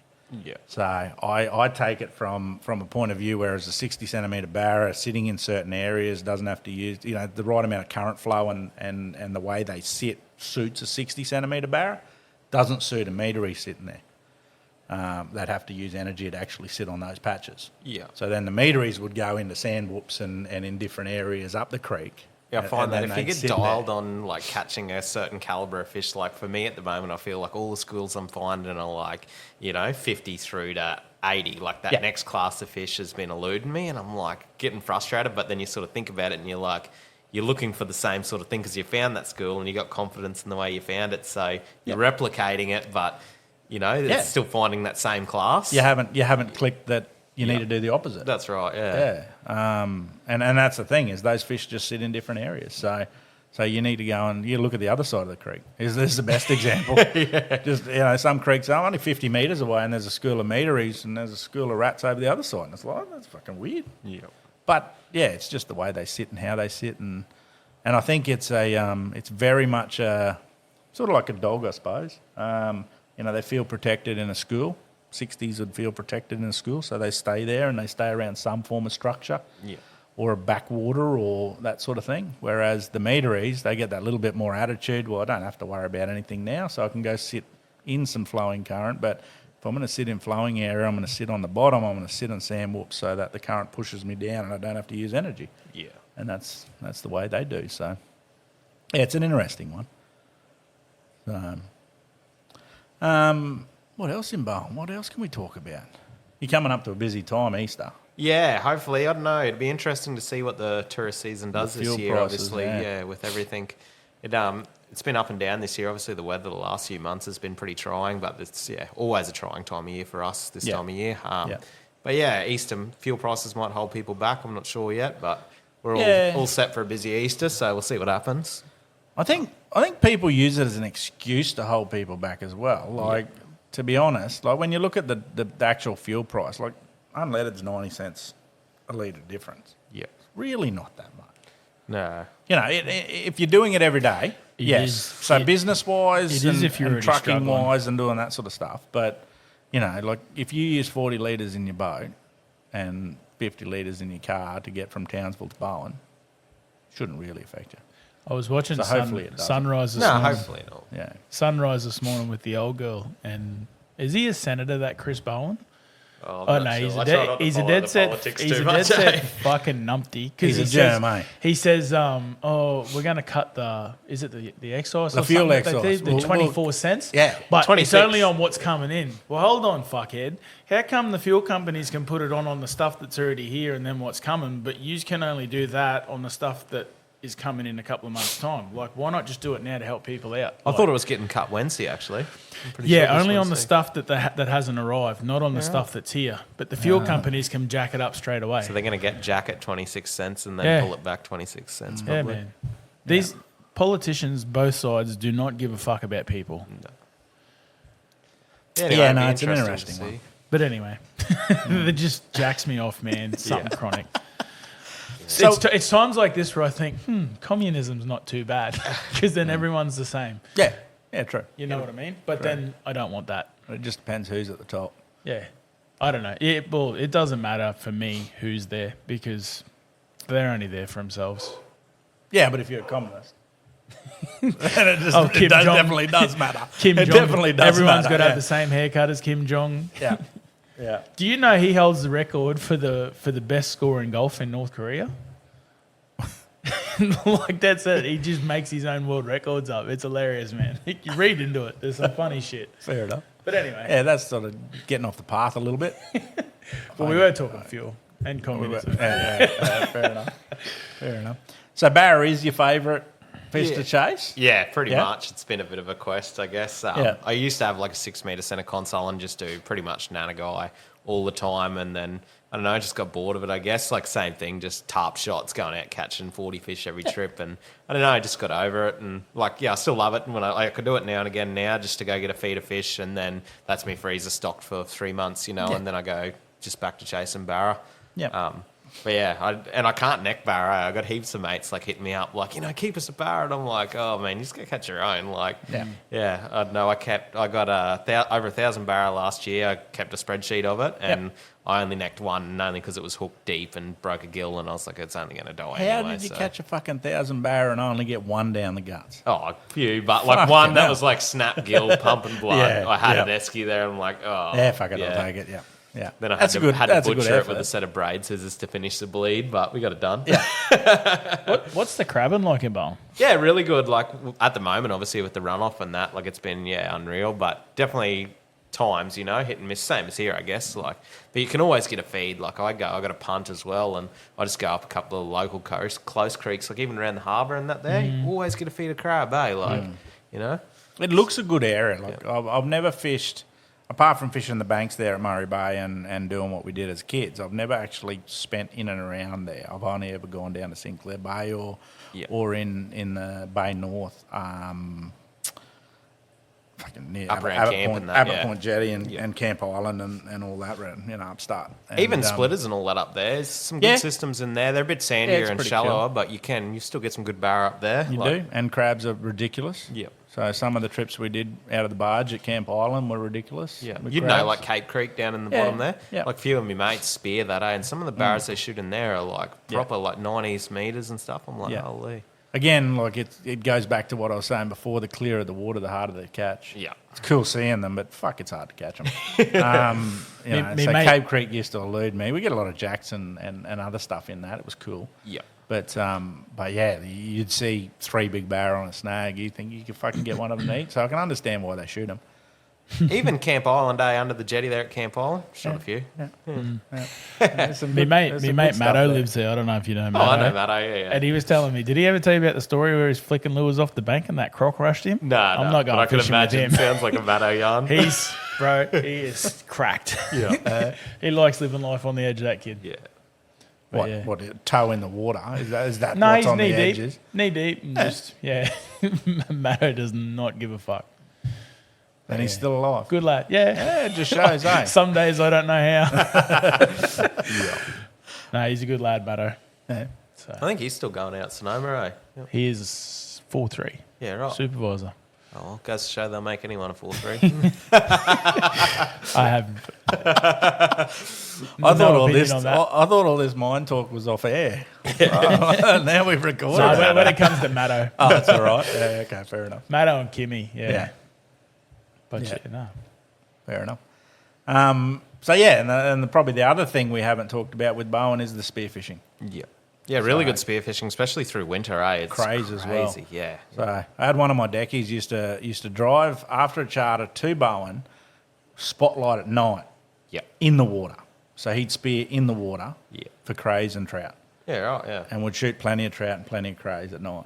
And I'm like, what do you do? He's like, I got a spotty on my gun, I got a spotty on my arm, and then I get a head torch, and then he goes and dives. Yeah. I said, oh yeah, that sounds fucking great. That's fun as, yeah. And he says, yeah, I usually take a mate who spotties off the bank and then yells out when there's a shark. I was like, fuck that. Right. I said, do you ever see a shark at night? He's like, nah, but I've had a couple brush the side of me. I was like, fuck. I'm like, I'm no way. almost certain some guys just do this shit for the adrenaline rush. Oh, eh? yeah. It's got nothing to do with catching the fish. Yeah. Even around camp there, like there's a lot of good isolated rocks up shallow there that hold good crays and that. I know there's some dodgy people who used to have associations with Camp Island that made some wrecks off there too. So there is some good areas No, there. definitely. Yeah. Yeah. So Fuck that. I remember taking Matt, my business partner's mum, out to one of them, and we got a big cod, and then we brought it back, and dropped it at Camp Island jetty and let it go, let it swim out, and one of the boys caught that later, killed it, fucking zunker. What is going on with Camp Island these days? They're still going So a little bit with it. Rob ended up buying the other two guys out. So Rob, the original owner, who was the main percentage in it, owns it, and he's doing a bit of work to it. I think they're just getting it back up to scratch. I know Lizzie and her husband. I'm good with names. Hey, that's really good. But yeah, the old caretakers are back. Just to do a few weeks there, just some training with the new caretakers, and I feel like it's very under advertised. Probably like it's such a cool spot and unique. It's you know, unless you know, you don't know about it. No, that's right. And I think originally so my business partner was part of it. Yeah. But originally when they first took it over, they like they love the elites down in the southeast love the thought of going for a little holiday somewhere, where you're just at the end of the world and it's all sweet. And Camp Island had that with flying into Early Beach and just bussing it to the Elliot and doing it, so it had that feel. But I don't know whether it was the lack of the advertising or what happened, but it didn't really suck too many people in. Yeah, right. Maybe if there was an airport in Bowen, I guess would make it a bit more. Yeah.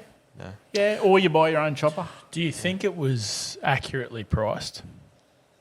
No, I think it was overpriced. Because I've heard a lot of people say that. Yeah. So I think it was overpriced for what it was, but that's from someone in North Queensland who could just drive 20 kilometres and be in an area that's like that. So we've got to look at it a little differently. Yeah, if you're looking from a big city point of view with money. You know, do you go to Daydream Island? Do you go to the Whitsunday Islands, or do you go and that's hire? cool idea, but like They're all expensive over there. And but I would probably rather be at Camp Island than I would any of the Whitsunday Islands. Because you by yourself. Yeah, you've got your own little group. There's 4 bungalows, and it's your group, You're and you do what you want to do. You are paying for that seclusion, and it's one of those things. What I liked about Camp Island was the caretakers. You wouldn't see them unless you needed them.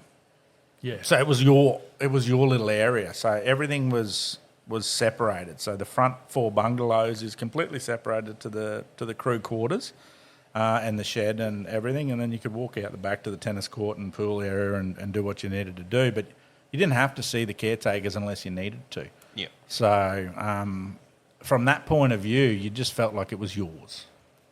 So you were paying for it and you owned it as such for that week that you were there. So from that point of view and that feel, it was different to anywhere else I'd ever been.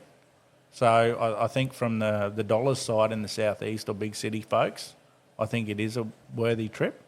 If it was purely targeted at that, I can understand. Well, that's who bought it, Yep. and that's what the reason was for it, and that'll be the reason for it moving forward with Rob. I'm pretty sure. So Yep. it's not a commercialised island, and you know the last thing you want something like that is 20 jet skis and have 50 people there and do that. The whole idea of a small little secluded island. Well, it's getting harder and harder too. Like Elliot's all key access now too. Like you can't just drive in there and launch like you used to, and Yeah, and that's where we did some trips where they helicoptered in and did all that. We used to pick them up from Bowen. Yeah, right. So we'd drive and pick the crew up from Bowen. So they'd go into the Proserpine the Proserpine Airport, and they'd get a bus to the Bowen, and they'd stay at the marina there. We'd go and fuel up and grab everything we needed, and then they'd have seafood lunch at the marina there. They loved it. Yeah, nice. And then we'd jump them on the boat, and then we'd drive them back, or we'd go out the reef, fish all our way back to Camp Island, and then that was their first day. Yeah.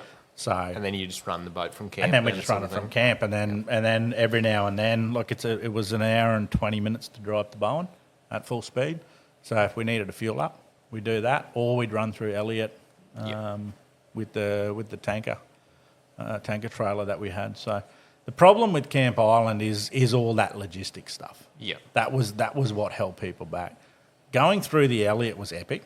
Yeah, it would have been. Because you got the amount of times that we went through with all high class. But you imagine going through the Elliot with a millionaire. You imagine being a millionaire that's never moved out of the southeast, and you're a bit of a hobnob, snobby sort of attitude. And then you drive down and you open this gate at the Elliot, and you're looking at these people, and they're as redneck as fuck. That's like being in Texas. Yeah. Who this? Back at Ed, but that's how it is, mate. Like you've never been there, matey. But Gator boys. You should go if you can get a chance. Go down there. Like it's like huts and they're cool people once you get to know them. But there's some special people there too. So It's almost like being down at Alligator Palms there with Curry. oh no, it's 10 times worse than that. It's 10 times worse than that, mate.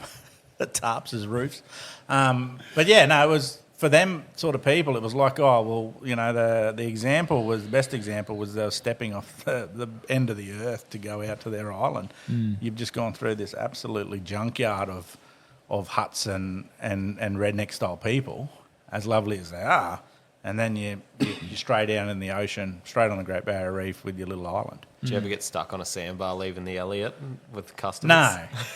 No. It's so shallow, eh? Yeah, it is, but I'd like to say I was good enough, but I think it was just we Always just made avoided sure that. that the tide was good. But Yeah, and there was always options. Like we thought about hovercrafts. Yeah. So the brother-in-law at the Barra Farm's got a little 2-man hovercraft, and he's just about to buy a 10-person hovercraft. So something like that'd be epic. Prime, yeah. Like, how cool would it be? You imagine going to your own island, jumping on a fucking hovercraft, straight out around that. Definitely feel like Alabama. Oh, yeah, exactly. So, but yeah, it definitely, like those people that were high up, it was an eye-opener for them. And it blew them away. Some of the trips we did absolutely blew them away. But then we'd had the odd trip where the weather was shit and you're just secluded. Yeah. So if you were there for the fishing or the experience and you're suddenly in 25-knot winds for 6 days straight, it wasn't not much to do. It's not the best place to be. So, and That's that was anywhere, why right? we would still be running out of Camp Island if there was a plan B at Camp Island, but there's not a plan B when the weather's bad, and that's why we Sounds run like day one at the fishing comp there last year. Yeah, It was good in the morning, but in the afternoon, holy. but it's different to Bowen. Yeah. Bowen, you can go and there's secluded areas. There's, you're sitting behind islands. Yeah, it's a bit choppy and everything, but there is somewhere. Yeah. We even did know. Hamo for 4 days with Wilson there, and it was sick, but like 20 knots, 25 knots, and Yeah. it was pretty hard, even crossing between islands in a 42-foot cat. We're getting it's thrown ridiculous. around. Yeah. That would have been a cool trip. Yeah, it was looked pretty really cool. good, yeah. Wilson are good like that, eh? Oh, they put it on there like I guess that Australian-owned company sort of thing. Like they're good to deal with, eh? Like, yeah. And they just, make you feel welcome. Like it was food, beers, whatever you wanted. Like, the boys would go to the swim-up bar in the afternoon. It's like, here's the card, boys, hook in, you know? Like, it was cool. Yeah, nice. Yeah. Nice.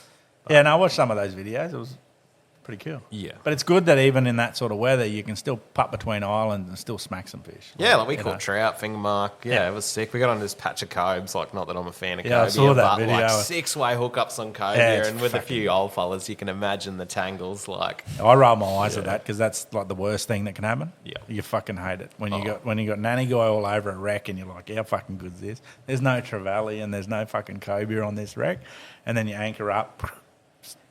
We had 11 in one day. We had 11 fucking hookups. I ended up putting me rod away, and I was just like, I'll just I'd sit help down out too. decking because like it was just it's ridiculous. chaos, It's like, ridiculous. But so you drop down and you think that there's only nanny guy there, and then suddenly everything comes up the water column a little bit, and then you hook one, and with an inexperienced person, they hook it. Good fish. It snapped off. swimming to the top. And it just swim straight to the top, and you're like, as soon as they go, it snapped off. You're like, fuck, there wasn't any cobia there, but there's fucking plenty. This was like, I've never seen them like this, but we would have done like 6 or 7 drifts over this, and it was this, everyone would hook up. As soon as we'd go over it, everyone. And I was like, I've never seen them that thick. Yeah, no, they can be pretty. Yeah. I thought they were a whale one day at Shark Shoal. What, they were that thick? They were that thick. It come across, I just saw this shadow. Just thinking who I was with. It was someone. I don't know whether... Yeah, it was someone we know on a charter. A husband and wife that I know, and someone will remember it. But I looked at it and that's a fucking whale. Well, throw a fucking stick bait at it because there's going to be something around it. Yeah. Threw the stick bait at it and the whole thing just went fucking and one ate it. And I'm like, oh, fuck. So we got about a 20 kilo cobe off that. But yeah, when they're thick, they're fucking thick. Yeah, these are the same. Like you'd catch one, get him to the top, and there'd be like 4 following him, and you could stick bait them and do whatever you wanted. Yeah, it was cool. Yeah, that's the best idea. You just change it up. And I suppose being on a Wilson trip, well, you probably would have. Yeah. You would have gone, okay, well, what's the weirdest shit you can catch a cobia on? Yeah. Let's do it. Oh, definitely product testing. Yeah. But it's not really good product testing because anything would have fucking worked. Yeah, you know what I that's mean? right, Like, that's right. the interesting bit. It's like, let's put a plastic frog that you'd flick in a jack. Yeah. See if we can get a coat. Oh, fuck, it did eat it. Pretty much, yeah. No, it was sick, but... Yeah, it's cool. And Wilson's come a long way in the last couple of years, haven't they? Yeah, they sort of cater for every market from like yabby pumps through to like strolling baits for live scope for the dam guys. Like, you name it, they pretty much do it. Like kids, kits, everything. Like, that's what I like about it. They cater for every customer. And then with the lure side, they've gone into their own Yeah. rather than just bringing in other brands, which is good. Yeah. Would have been nice if they redesigned that prawn a little bit. Yeah. Chinese rip-off of a Chinese rip-off of a Chinese rip-off, and then we'll bring a different version out. But Have you they seen the do hooks work in the good. new exposed ones, but? No, like it's like an SL12 half ounce. Like Oh, yeah, barra ready. yeah. They're just not deep enough. Yeah, right. Exposed out of the hook. Yeah. I don't think for big barra, they're not high enough. Yeah. So you jump a lot off, I reckon. Yeah. So I use, like everyone asks me with the gimps, what do I do to make them weedless? And now my answer is buy Wilson. Yeah. Like, yeah, I'll make a plastic prawn, but the prawns we use, the way we use them is for open water barra or sandwalk barra. Yeah. I don't have an interest in making them weedless. So even on my charters, I run a Wilson weedless. No, that's fair. And they are fucking good. yeah. And the snaggability on them, like, yeah, they jam up a little bit, but you can flick them off. Yeah, ping I them think off. I've lost one in... They got some deadly new colours, actually. I'll give them that. Like all the R&D, like obviously a lot of the prawns are similar now. Yeah. But yeah, like they got a lot of different colours, you know what I mean? Like whereas the run-of-the-mill Temu prawns that are getting around in these pop-up shops is pretty like... I like the white one with the brown and yellow stripes on it. Oh, yeah, I know. The one's got like a blue dip tail. Yeah. I was fishing that down. So I when just went hate Monday. UV. I hate UV. Yeah, I don't think this So one I've had got a the UV silver in it. and I've got the black. Silver Surfer's so Black good, and eh? gold. Yeah. Yeah, Silver Surfer and black and gold. What they need to do is make that Silver Surfer a little bit darker, Yeah. just like a bronzy silver, not a, and that's sold. That new motor oil colour they did, I've been whacking them on that. It's like a translucent. In dirty water though. Yeah, both. Like Oh, it's- have you ever works been well getting them in both. clean? Yeah, okay. Because I tested a few colours there on the first charter we did, and the only one that produced was the silver. Yeah, right. Yeah. And I still haven't caught one on any of the UV high glows. And that Toxic Tiger, I think it's called the other one. It's like a green. Yes, yeah, it looks glittery. sexy as. Yeah, that works pretty good. Does it? Yeah. Yeah, okay. I just And probably in need to put a bit more semi-clean time water. in it because, look, I just found that they were only eating the silver. Yeah. And I just put that down to the UV. Oh, so you didn't catch any on the 'Cause 15 I've- gold ones you bought that you stopped me from being able Yeah, the to gold buy? ones are good, but the only UV and the gold I ones. walked in there and I was like, where the fuck are all these lures? And I turned around, he's got his thing full of them. Yeah, and that's what I'm saying is I buy what works and we run what works. Yeah. I'm You not don't revert biased back towards to anything. gulp shrimps at all. You know, Still, do. You got to throw the old everyone's got to have a top turbo shrimp. Yeah. The gulp turbo shrimp's fucking. Yeah, I just run the standard 4-inch shrimp. Oh, But I that's can't always stand them just now. in Once, the bottom once of I've used the turbo, I can't stand the standard shrimp. Yeah. Like I'll fucking put a stick on before that now because that's all it is. It's a fucking stick. Oh, you know, it's and crazy it's how half good it melted and works. bent and fucking turned. It still fucking works. Yeah. That's like fuck me. Yeah, But it's those crazy. turbo shrimps, you want to catch fucking threadies, Yeah, right. mate. You put a 4-inch one of those on in Prosy, Crazy. you're done. Yeah, you right. won't use another lure for. No, I promise you. Yeah. Yeah. I'd use them on stubborn schools now and again. Like if I throw them at like everything at them and I'm not getting a reaction, like the last thing's shrimp. Gulp shrimp, yeah. And it works. And it does work. Yeah, 100% they work. Yeah, you imagine if you just used them at the start. Yeah, but you go through so many, like, oh god. Oh, it's not like you own a fucking tackle shop yeah, or anything. still, Like, it's expensive, man. oh yeah, it's expensive as you. What about $15 a packet? Oh, they're fucking $3 each. Hey, I'm I like, don't even holy sell gulp fuck. shrimps actually. Oh, I don't you? No. You keep them all because they go yourself. bad on the wall. Like, so Oh, I just don't pick them fucking up. say that. Yeah. Berkeley will drop you. Yeah, that's all right. I don't no affiliation with Berkeley. But yeah, I'll give them that. That is the one thing that's an OG for years. It works. It but- just works, yeah. Have you ever thought, like this is, you say they go bad on the shelf, and that's basically because of their packaging, isn't it? Yeah. So it's the top three. The bottom one gets the juice, Yeah. and the top three dry out and warp and do what And they just do. their packaging nearly leaks over time. Like if it sits on the shelf for a while, like say you got a heap of gulp shrimps on the shelf, and then like Bowen, we don't have the barra market like you do here. Yeah. So like through the winter, say like your Turnover barra just- lures will sit yeah. on the shelf, and then by the time they're ready to buy them again, the packaging's oily on the outside, and Yeah. that sort of thing. Yeah, so my question is, like, would you think there's a market there to actually customise your own bucket? Yeah, I've got the Because that's all I do. Yeah, I got I've mine just in a got my bucket, two yeah. buckets. Yeah. I've just got my 2 buckets of gulp shrimps, and they're epic. Yeah. And I just run turbos. I run 3 and 4 inch. Yeah. I'd love a 7-inch if you could just sort of kick them into They that. do that other one. It's like a manta shrimp. You would have seen that. It's like a 5-inch or something. Is that the king? I think The it's king called- prawn or yeah. whatever it is? Yeah. Yeah, no, I'd rather turbo, but in about a 7-inch. I reckon that'd be a fucking killer. It's been the year of the prawn, or like the last 2 years of the prawn, though, because everyone's just like prawn. Like I mean, they do work. But It's only because people are finally cottoning on. We've been telling them for 20 years. Like, yeah, it's not just that. It's just that everyone had that whole, we're going to go through the vibe sessions and, you know, I think the everything's prawns a have got Trans better Am by or the a last 2 quick years catch as or- well. Like, they actually look like prawns, move like prawns. Like, do you remember the first iterations? They had like hard bodies. But they're and you're still like, the best prawn on the market. Like, I can flog the gimp, whatever, but no, it's not. The best prawn on the market was always the DOA, the original fucker that was just a stiff little piece of shit. It's still, if you got your hands on a stiff DOA and a clear with a little bit of orange tail or whatever, it's still the best prawn on the market. So all these companies that are going to these pretty prawns with the way they move and everything, and if they don't get the material right with the legs, those legs just tuck up and do nothing anyway. They look good in a packet, but they're of no value. They may as well be a gulp shrimp without the scent.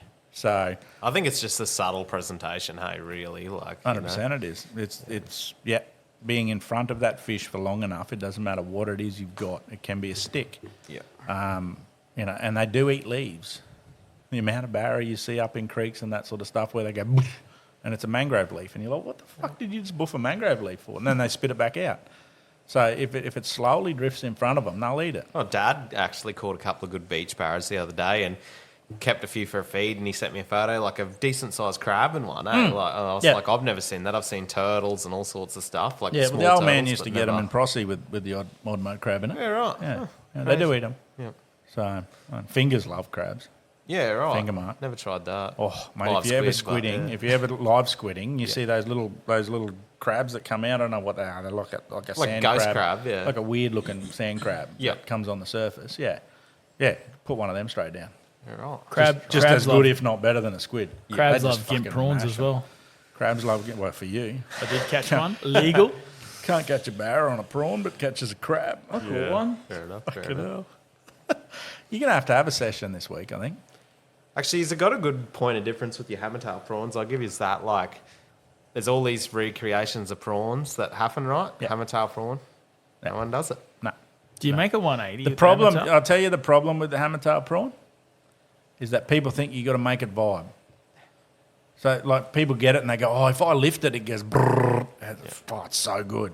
No, mate. Slow roll it. I do that The when they hammer piss me just- off in the sand whoops and I just want to scare them out. Yeah. Just like, here, get away. Yeah, well, that's why I just throw the 185 and let it sink on it and I just So you jam it do- into its back and it's like, yep. You do make the 180 in the hammertail. Nah, I make it 165. Oh, yeah. I just have never... $10. $10. But I've just never You never got his number, we'll sold. keep ringing him. We'll get lunch I out can of this. pause that if I you make need them. to I take said, that. no, it was just mum. Oh, was it? I think so. Well, I got 14 messages and 54. Oh, she's still calling. Yeah. No, we're Hello, right. mummy. Hello, mummy. Do you want to come join the podcast? Shut the fuck up, Adam. I need this. Nah, she'll be. I left Sue's car out there the other day, so she'll be wanting me to go out and grab it. Yeah. But yeah, it doesn't matter whether it's the hammertail, the paddletail, or the standard shrimp. It's still the same wind. It's still the same retrieve. Slow in front of their face. Hit the bottom, pull it up. Try and be a foot off the bottom, foot to 40 centimetres off the bottom. That's all you need. Yeah, I've had it a lot of times where you throw the standard prawn and no reaction, and then, try a couple of different things, throw the hammer in and bang, straight away, first cast. And you're like, oh, there you go. Yeah, no, it does work. But yeah, you're right. No one's copied it yet. That'll be a matter of time. Yeah, that's Someone what I just thought. It's something really, I think in different. all Like, honesty, I see a lot of prawns and have lots of backyard companies approach me with their stuff, and I don't know, you got something there, yeah, it's something we probably, within the next year, we're going to push to go overseas with it. Yep. So production-wise, and the material we use, as durable as it is, it's hard to scale up at a level because it is difficult to pour them. You get a lot of failures. So, we probably are going to have to go overseas to get that bulk market. And it is a lot easier. For me to make a prawn, package it, do everything for it, it's probably going to cost me $7 to do it, to be honest. Yeah. So if we're not selling them through our website, then it doesn't really make much money. Yeah, if you're selling them to shops, you're not Yeah, making so if we're selling them to you, we make $3 out of it above labour that the business makes, and then and you really, make $10 out of it. anyway, realistically. Exactly, yeah. Whereas if we can go to China now, like Twitchets, for example, Yeah. I can get them for $2.80 out of China. Yeah. through the original owner and the original brand. Not going to. But if we can get the prawn designed in the similar market, and we're paying $3 to $4 each, then I can be selling them to you at $8, and you're selling them at $16. You're still making your 100%, but we're making 100% on our value too, not making it 20%. I feel like if you're the OG too, people stick with you. Like, you know, even like if everyone copies your hammertail prawns, but if you've like pushed it out into the market, done the content, once people use it and realise, even when someone copies it, you're the OG, you know? It's like the jackal squirrel. How many people still use jackals? There's all these remakes of it now, but, you know, jackal was the OG.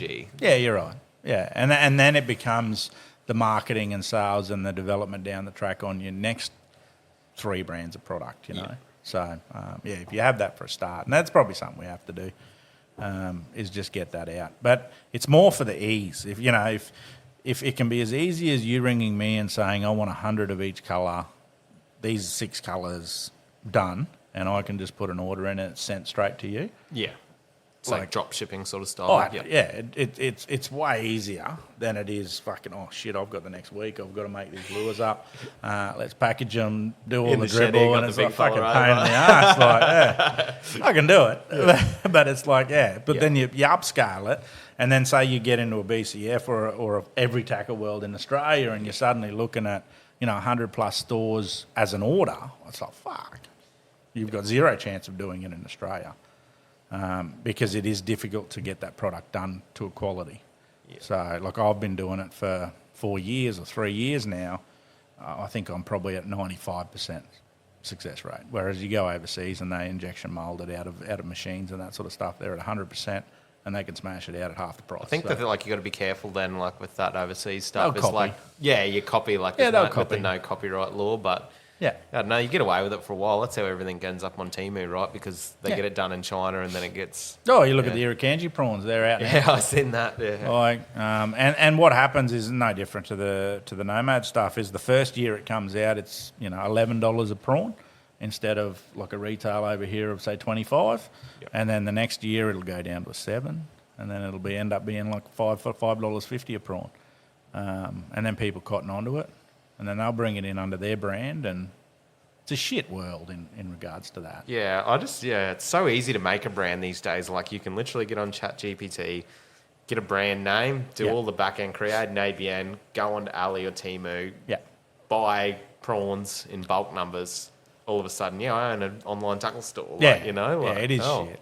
Do you? I do like how, you know, when that phase started, a lot of tackle shops put some of that branding in. Yeah. Whereas now most of the tackle shops will just stay away from it. Yeah. So it's good that the homework is done where you go, oh, no, that's exactly the same as a Xeric. That's exactly the same as a Samaki.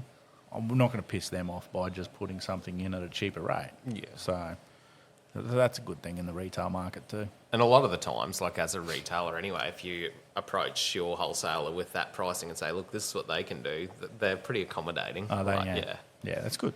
And that's what you're wanting to do. You're wanting to build relationships, aren't you? So well, it's business. Both so ways, you got to, you know, everyone's got to flex and rotate and pivot and Yep, 100%. Yeah, and it's one of those things. It's same with them with their sponsors. Like, you know, they go direct with sponsored anglers, and the last thing you want them doing is giving your sponsored anglers, you know, a way cheaper price than what you can buy it for. Yeah. And then you know, we found it with a couple of the local brands here where you try and sponsor someone and they'll buy 300 of them and then sell them at a retail price to other people. And it's like, So the last thing a big brand wants to do is that as well. Yeah. So communication is the key in business. So. Definitely. Yeah. I mean, everyone's sponsored these days. Yeah, it's fucking easy to be. I refuse to be. Apart from Tackle World Bowen and sponsor yourself. Tackle World You beat me. I was setting up. I was letting you say your shit. And I was just like, except for us. Yeah, no, like I said on the last, we haven't actually released that one.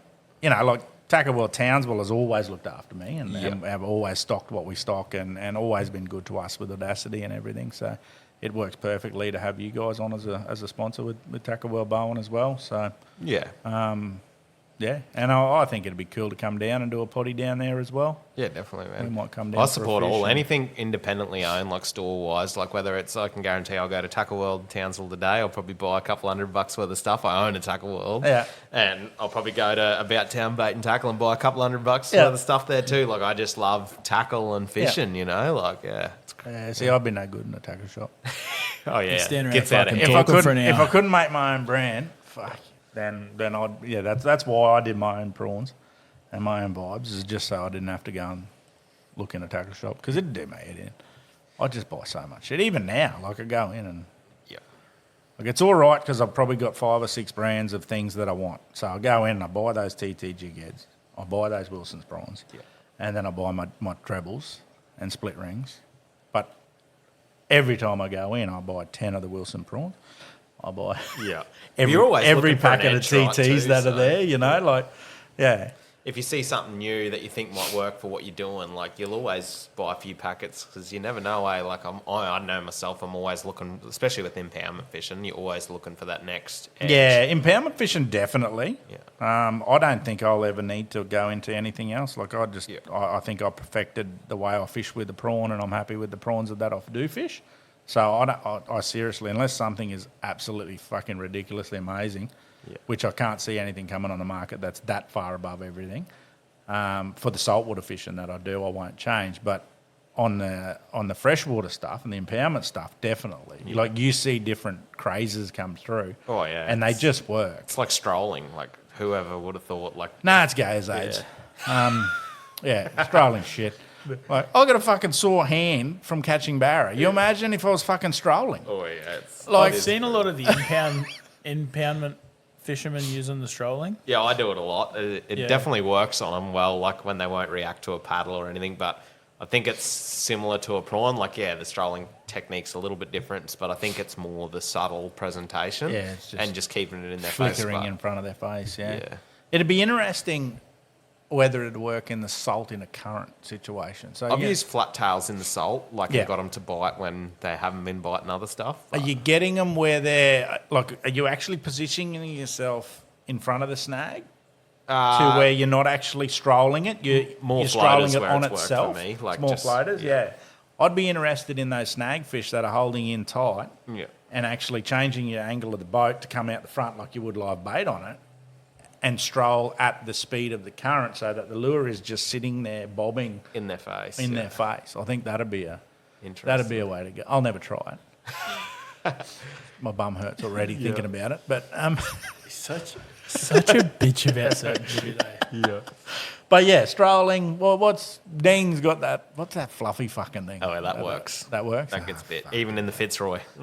Proper. fucking hell. I've been using that a Have you? lot, yeah. Oh, you'll have to do me a couple. Yeah, it just fish that are stubborn and won't turn. Well, yeah. Yeah. Even if they don't eat it, you got to work out the technique to get them to bite it. But like if they're sitting there high in the water column and won't move for anything, put that in front of them, and I reckon like They do look sexy when you just throb them. Yep. And they just, I don't know, they've just got this motion that just, it's enthralling, Pulse, isn't it? yeah. It's just like, oh. And it almost looks like, you know, like a wormy fucking weird ass thing that you're just looking at. It reminds me of like, you know, night filming on the Great Barrier Reef when they see some weird ass fucking animal comes out, jellyfish, and then it just pulses and does this. yeah, That's what it reminds me of. So it just sort of soothes you. yeah. No, it's crazy how it works. Like, yeah, and it's the one lure I've seen them. They'll just follow it hot to the pole. Like, Yeah. you can XG Calcutta up it, and Yeah. they'll just hot all the way to the pole. Like, Okay. back out of the water. Oh, you'll have to get me a couple. You have to fucking put me a... It's You cool. stock them? Yeah, yeah. Do you? Yeah. Yeah. So what are they called? Jerkfly. Yeah. Jerkfly, yeah. So who's the brand for it? Who's So got 'em in? Jerkfly is the brand. Oh, They're okay, just yeah. like a thing, but they're handmade in Europe. And Dean's obviously just an importer. He gets them. They hand tied in Europe. He imports them and then distributes from there. Yeah. Just something cool, niche. What works well. colours? Like, have they got a range, a fair range? Yeah, they got like sort of a black and red, like a straight black. But Yeah. the silver roach is the one. It's like a silvery sort of with a bit of black through it. Yeah, okay. Yeah, that's the one Yeah.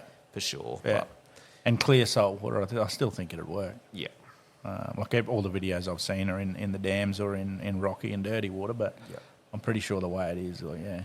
Yeah, I know. Like, I sort of limited it to fresh the same. Like, thought it'd only work there. Then, yeah, he whacked them in the Fitzroy, and I've sort of tried it in the salt a bit, and it works. Yeah, okay. Just the only thing, they're $60 each, so you don't want to be throwing them in the snags. Your price or my price? Yeah, well, the ones I bought were at my price. But Okay, right. Yeah. we'll sort you out. Yeah, no, but that'd be definitely worth it. So the one thing with big barra is if you're just targeting metre plus fish, you don't lose that many lures. No. So you'll lose a lot more plastics and have a lot more failure rates on lures when you're catching 60 and 70 centimetre fish. I fucking hate it when a 70 centimetre fish eats my 185 or a 230 mil prawn because there's a chance you're going to tear it. Yeah. But I've never had one tear on an 80, 90 metre. Yeah. Like, I've got a black and gold one there that would have 100 fish this year so far, and it would be 6 of the 14 metres I got. So it'd be 6. I find that with the whole hasn't big ripped. bag thing, they rip heaps. Like, I went down the road of fishing like 9-inch paddles for a while. Yeah, and, no, they just don't. You know, like you catch one fish and you just see them fly off into the abyss, and you're like, that sucks. Yeah, but that's that material. Yeah. The stiffer material we use is a bit better. But the little prawn, the little fish, fuck them. Yeah. They just that erratic head shake, and it'll split them. So yeah, that's the only downside. So what I'm saying is $60 for a lure that's going to work on a metery. If it's not going to be fucked on the first metery, then it's worth it. Yeah, no, it definitely lasts plenty. Like, I've got some there that same thing, be pushing 100 fish, and yeah. So they've got like a lighter version of a what are those reef jig heads? It's similar to that, isn't Like it? a bucktail. Yeah. Yeah. It's like a resin head that's poured like a fish shape, and the back of the head's hollow nearly. Yep. And then, like a stinger trails out of that, and one below, like obviously the through wires hidden in the resin head. Yep. And then, just a fly tail. And then beautiful. I just add like chin weights to alter the weight. Like the fish are high, I'll run it lightweight. Yep. And you just dip it to cast it. Like I can cast it on a swim bait rod in a Calcutta 300, and I'll fish 30 metre screen and can cast it off the screen, no worries. So, Yeah, beautiful. Yeah. Yeah, and they obviously different weights. Yeah. You can just you buy different tungsten weights to put on it, and you okay, just yeah. alter it that Oh, way. gotcha, yeah. But all the flies across the board are same weight. Yeah. You just got to buy different sizes. So it's like the 20, the 15, and the 25. Yep. So yeah. Yeah, cool. Anything else on the market there that you like that you'd want to sort of plug from a tackle shop and a usage point of view? Like what have you been using? No, don't tell everyone the secrets. No, I got no secrets. Gimp. Nah. That's sexual, but Yeah, we're talking yeah. lures. Lately, Wilson helped me out a lot, actually, with gear. So, I sort of...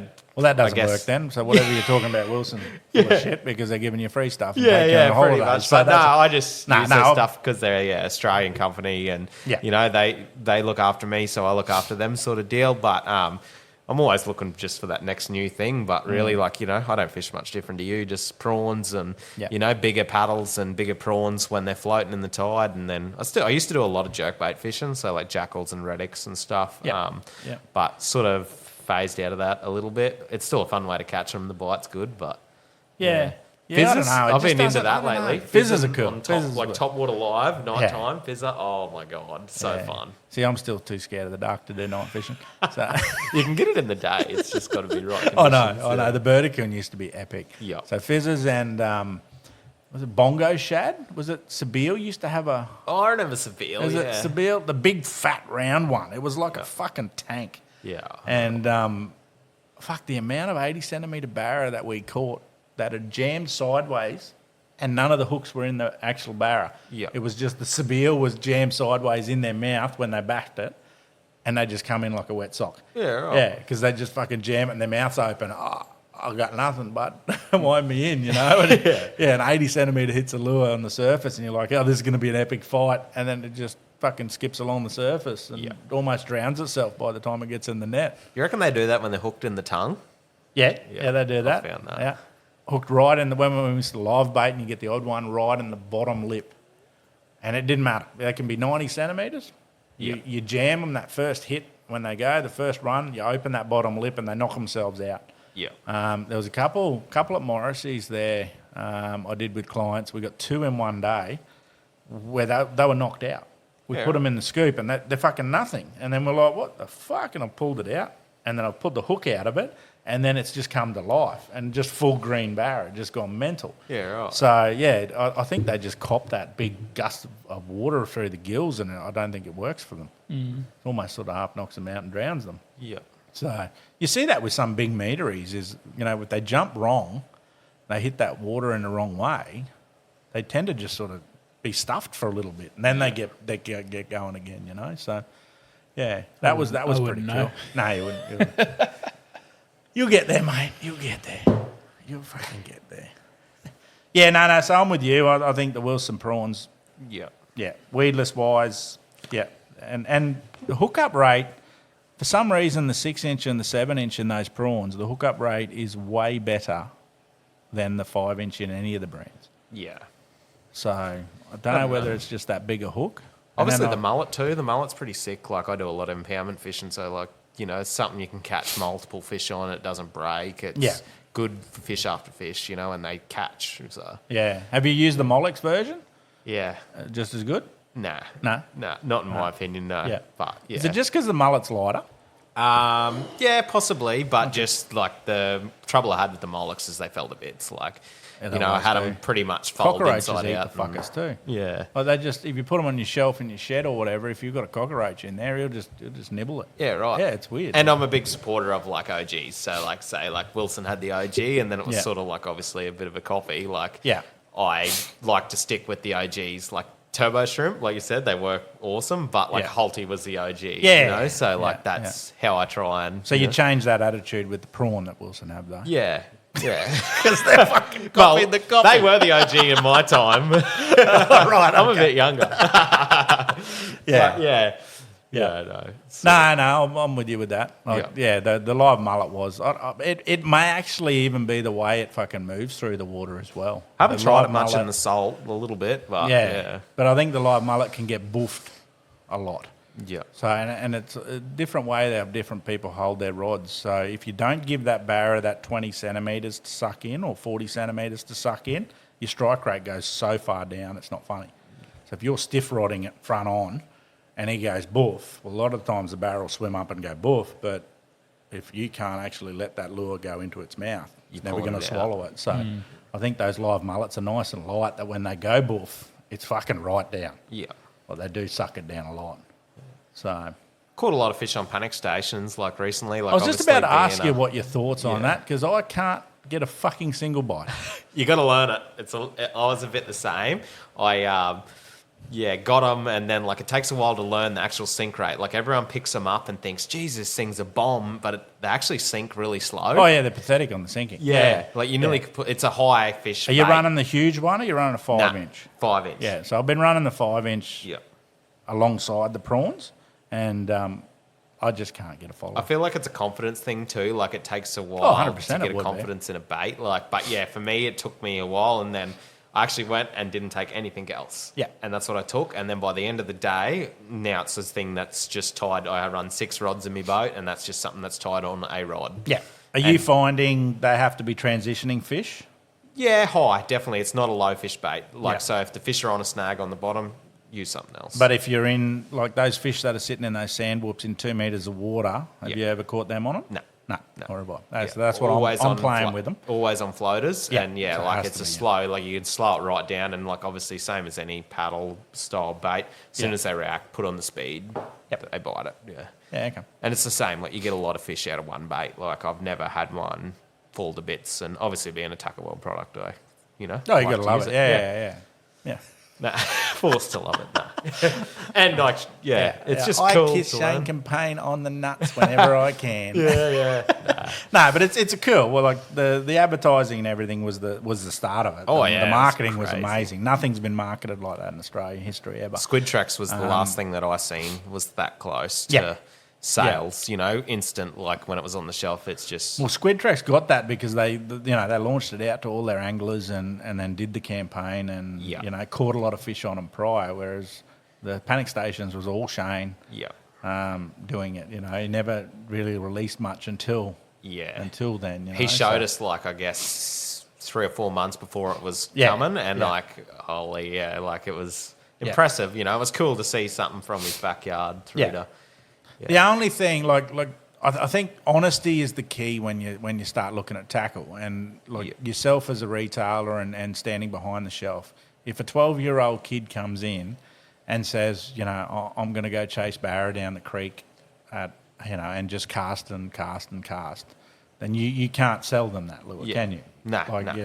And that's where it needs to be, and that's where your local tackle shops are better than just your BCFs or whatever that just sell on a market value and profit. I'll never make $1 million out of selling tackle because I just I'm honest too honest, and like if I don't think it'll catch fish, I won't stock it. Like like if it doesn't, Well, I've got a mate of mine who's looking at a motor dealership for boats. Yeah. And he's like, "Oh, you could set up our tackle shop." And it's like, well, it's probably not the best idea because I'd only have 4 brands, and that'd be everything that I'd use. Yeah. I don't see the point in stocking everything else. It's like that. Like you see people come up to the counter and like they got a packet of baits and the jig heads to suit, say, and you look at it straight away and you sort of hit them with a bit of a question, like what are you doing with that? And they tell you and you're like, put them back, go get this. Come and get like, this, I'm this. a bit, I'm like that with people, and when they come back and say, "Oh, I got this jack or barra or whatever," it's like, that's what it's all about for me. 100%, that's what it's all about, and that's what I was getting back to. Like, you can't, like, if I can't catch them on sandwalk barra in 2 meters of water, you're going to struggle to get someone just catching them off the beach with one. Yeah. So, it just has to be marketed as that's your live scope. These are the fish that you're looking at. Yeah, and Shane told me fish. that. Like, I'll give him that. Like, he, I guess, like when I asked him, I sort of hit him with a few questions that, that I was struggling with the bait. And then he said, that to me. And it was, he was honest as about it. And that's how he fishes. So, like, I guess. From my point of view with it, like obviously it's a slow it right the fuck down until you get that reaction, and then you can do what you need to do there, and you can do 4 or 5 different things, and you just work out over time. When once you've had 100 follows, then you'll know what works. Yeah. But you got to get that 100 follows, and I haven't even had a single follow. Like I've thrown at 1,000 metre plus barra this year with one, and I have not got a single follow. But it's obviously because those fish have no interest in that style of bait. Yeah. You throw a prawn down and you drop it down that extra foot in front of it and get it there. I don't know. They don't spook. Yeah, it's funny. Like you would have watched his video from like how he explained the rundown of when he fished the bounty. No, I haven't got into that. No, well, he had that other bait he was using, the seducer mullet. Yeah. Like I've fished that a bit lately. So they're the deep ones. Yeah, it's pretty cool. Like, definitely. Like from what he said, I sort of put his technique into play, and it's been working for me. Like using that fuse as well. Oh, mate, if he's, he's the best there is. Yeah. In the country at the moment. Yeah. I don't care what anyone says, whether you like him or not. It's pretty impressive to go over there and not even have ever. I actually fished it a few days before him rocking up. Yeah. And we were talking on the phone, and like we actually struggled. Like we only got 2 fish for our 3 or 4 days, and like they're both worth catching. But like it was a grind, and he just slayed it, and I was like, man, like. Did you find them though? Yeah, found them. Just reactions was the hard thing, like So but that was before 2 screens as well, like so gauging your depth all the time, and you get one shot at a floater, and that's it. So. But I'm going next week again, so we'll see. Yeah, cool. I'm going for 4 days next week. There won't be any boats on the water at all. Well, it's a couple of days after Easter, so hopefully everyone goes home. Yeah. But I'm thinking about just taking my boat down today and just anchoring it so it's there, so I'm not having to wait at the ramp. We had that one good day of weather Friday, and like 4 a.m, they're queued up out of the ramp queue there at Bowen and into the road, and I was like, holy. For the fishing classic, but it was actually like pretty. They keep moving there, and we got pretty like 4 lanes. Like we got a better ramp than Airlie. Yep, and like half the population. You guys got a better ramp than just about all of North Queensland. Yeah. Yeah, that's what people in Townsville don't understand, that we're lucky as well with what we've got. So it's not until you go other places. Yeah. Like Airlie's a prime example, like that Port of Airlie marina there. I've used that a few times, and my mate's got a big Kevlar cat, and putting that in with his cruiser, it's as a 2400 Kevlar cat on a cruiser is a bit of weight, and a bit to get around. And that car park is shocking, like scary to put it down that steep ramp to start. And then like parking is an issue. It's ridiculous that the Whitsundays don't have an epic boating precinct. Yeah. You've seen the one in Townsville. Yeah. Have you driven around I haven't used it. I've only before you go home, go to that boating precinct. Yeah, right, yeah. So there's, 4 ramps near you the mean- casino there? No. No, South the one Townsville. over in South Townsville. Yeah. No, go have a look, mate. This is ridiculous. Go It's one down of the best in Boundary Australia. Road, and then you'll Yeah. see a sign that says 150 metres on the right. Yeah. Yeah. But with Sundays, with the amount of boat traffic they get and people, tourism that take their boats there, I don't understand why they don't have something like that. Yeah. So, the one in Townsville's fucking ridiculous, mate. It's awesome. Yeah, They definitely spent good money there Yeah, they needed to. 'Cause compared to the old one that was over at the back of Anoomba there. yeah, well, it's still sorry, using not Anoomba. Dory Estate. Street Yeah, Railway Estate, but it's still good ramp too. Like it's Yeah. it's a quarter of what the main one is. But yeah, so many car parks. Yet opening season day was like glass out. Yeah. and every boat ramp was full. There's 4 or 5 people lining up at each boat ramp. All the car parks were done. It's pretty awesome to see that many boats there. Yeah. So It's cool, like where I am, like you get a glass out, and obviously me being, just barra brain. Yeah. Everyone's just out at the reef, and it's so good. Like you can just run the coast. It's so nice. Yeah. You can check all them coastal spots. Yeah. And you don't see a boat all no day. one follows It's you. unreal. No one, yeah. we found a good school over in the cove there. Yeah. And then, do you think them bastards would eat? Yeah, they always live there. Not on big tides. They sat there. Then we threw a few big ones, and they just swam straight out onto the boat and pissed off. Yeah. Yeah. Yeah, no, they cruise that beach, It's crazy. What's there sometimes? So same thing there than gone, We've got some good jacks. Yeah. Yeah, Bowen's crazy for jacks. Like summertime, even probably starting to cool off a bit, but middle of summer when it's uncomfortable for you.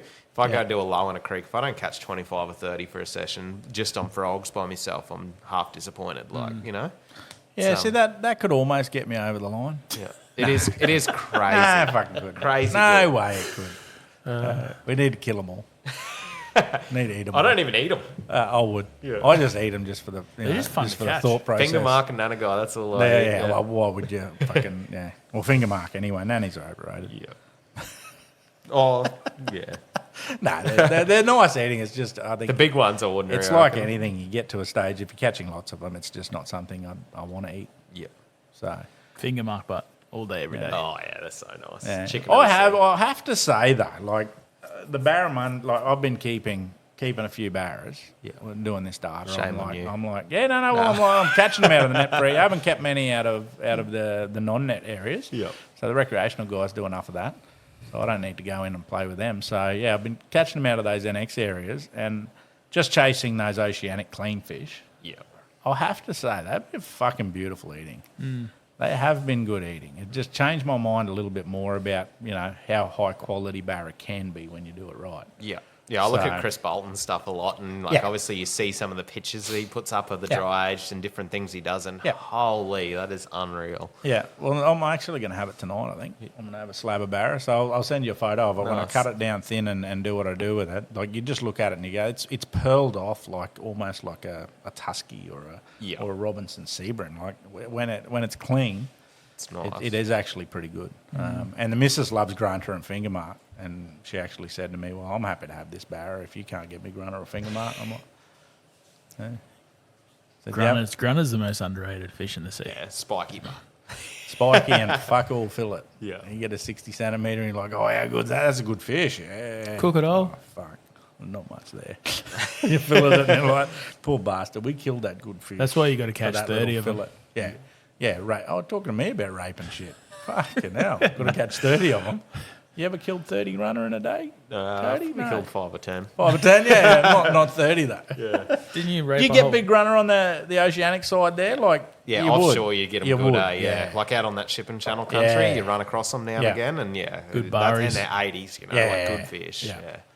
Yeah. Uh, Yeah, Not 'cause very I know often I've had Prosy- it happen, but a few times, yeah. Yeah, yeah. Prosy, they used to come in on the rock bars at the mouth. Yeah, still do. I've Yeah. scoped them there actually. Like Yeah. you think, oh, they must be rat barra surely, and the old gob shrimp won't even hit the bottom, and the grunner just pick them up. And, yeah. The sharks are getting bad there on the grunners too, though, eh? Yeah, not too bad. Not that day anyway. No. Or that particular time I had it okay. happen. Well, the last time we went sometime last year, and we got enough barra, and we thought, fuck it, we'll go fish with some dead prawn.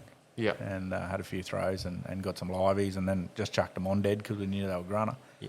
And I think we got 4 or 5 very quickly, and then fucking like 4 or 5 bullies moved in, and You know, I can pull a fish in fast.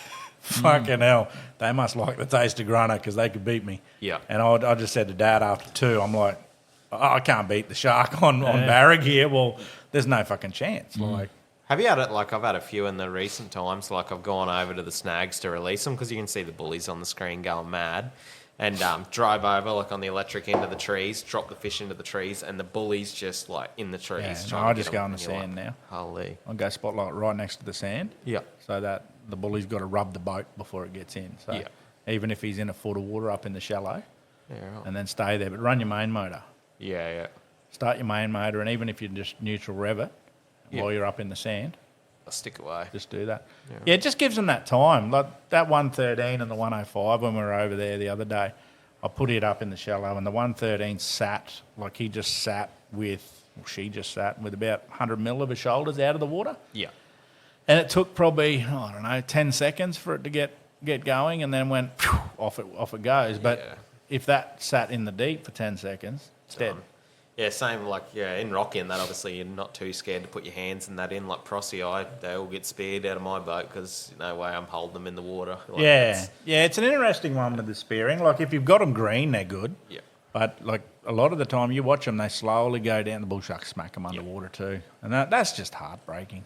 That shits me. I've had them like bullies just about trying to pull the scoop out of my hands. Yeah, Like, Yeah, well, we had one up Hinchy the other day that went round the live scope, and we fucking pulled the live scope up, and it's triple tangled, and it's about a 90 centimetre barra, and it's hanging off the live scope pole, and this fucking shark's up it. Put the scoop under it. I'm like, just cut the line. Yep. Just get him in the boat, cut the line, and then we'll let it go. There's some cool times. You'll see the front of my path. He's got a fucking bull shark scratches all over the Minn Kota. Yeah, or the motor guide, sorry. They've scratched the shit out of that. I haven't had Starting one to grab rust. the pole yet, but I reckon they will start doing it. Yeah, I suppose if you had the pole pinging when you didn't have the electric, probably.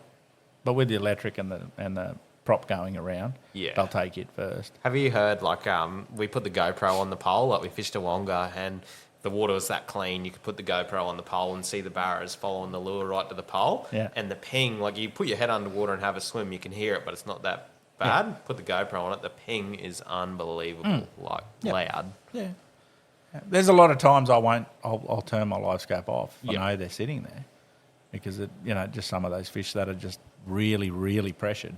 Yeah. You may as well just turn it off. Especially if you're going to they're cast sitting the somewhere.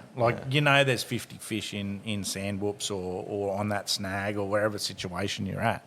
There's 50 there and you're not going to spook them. You might spook 10 of them over 20 minutes.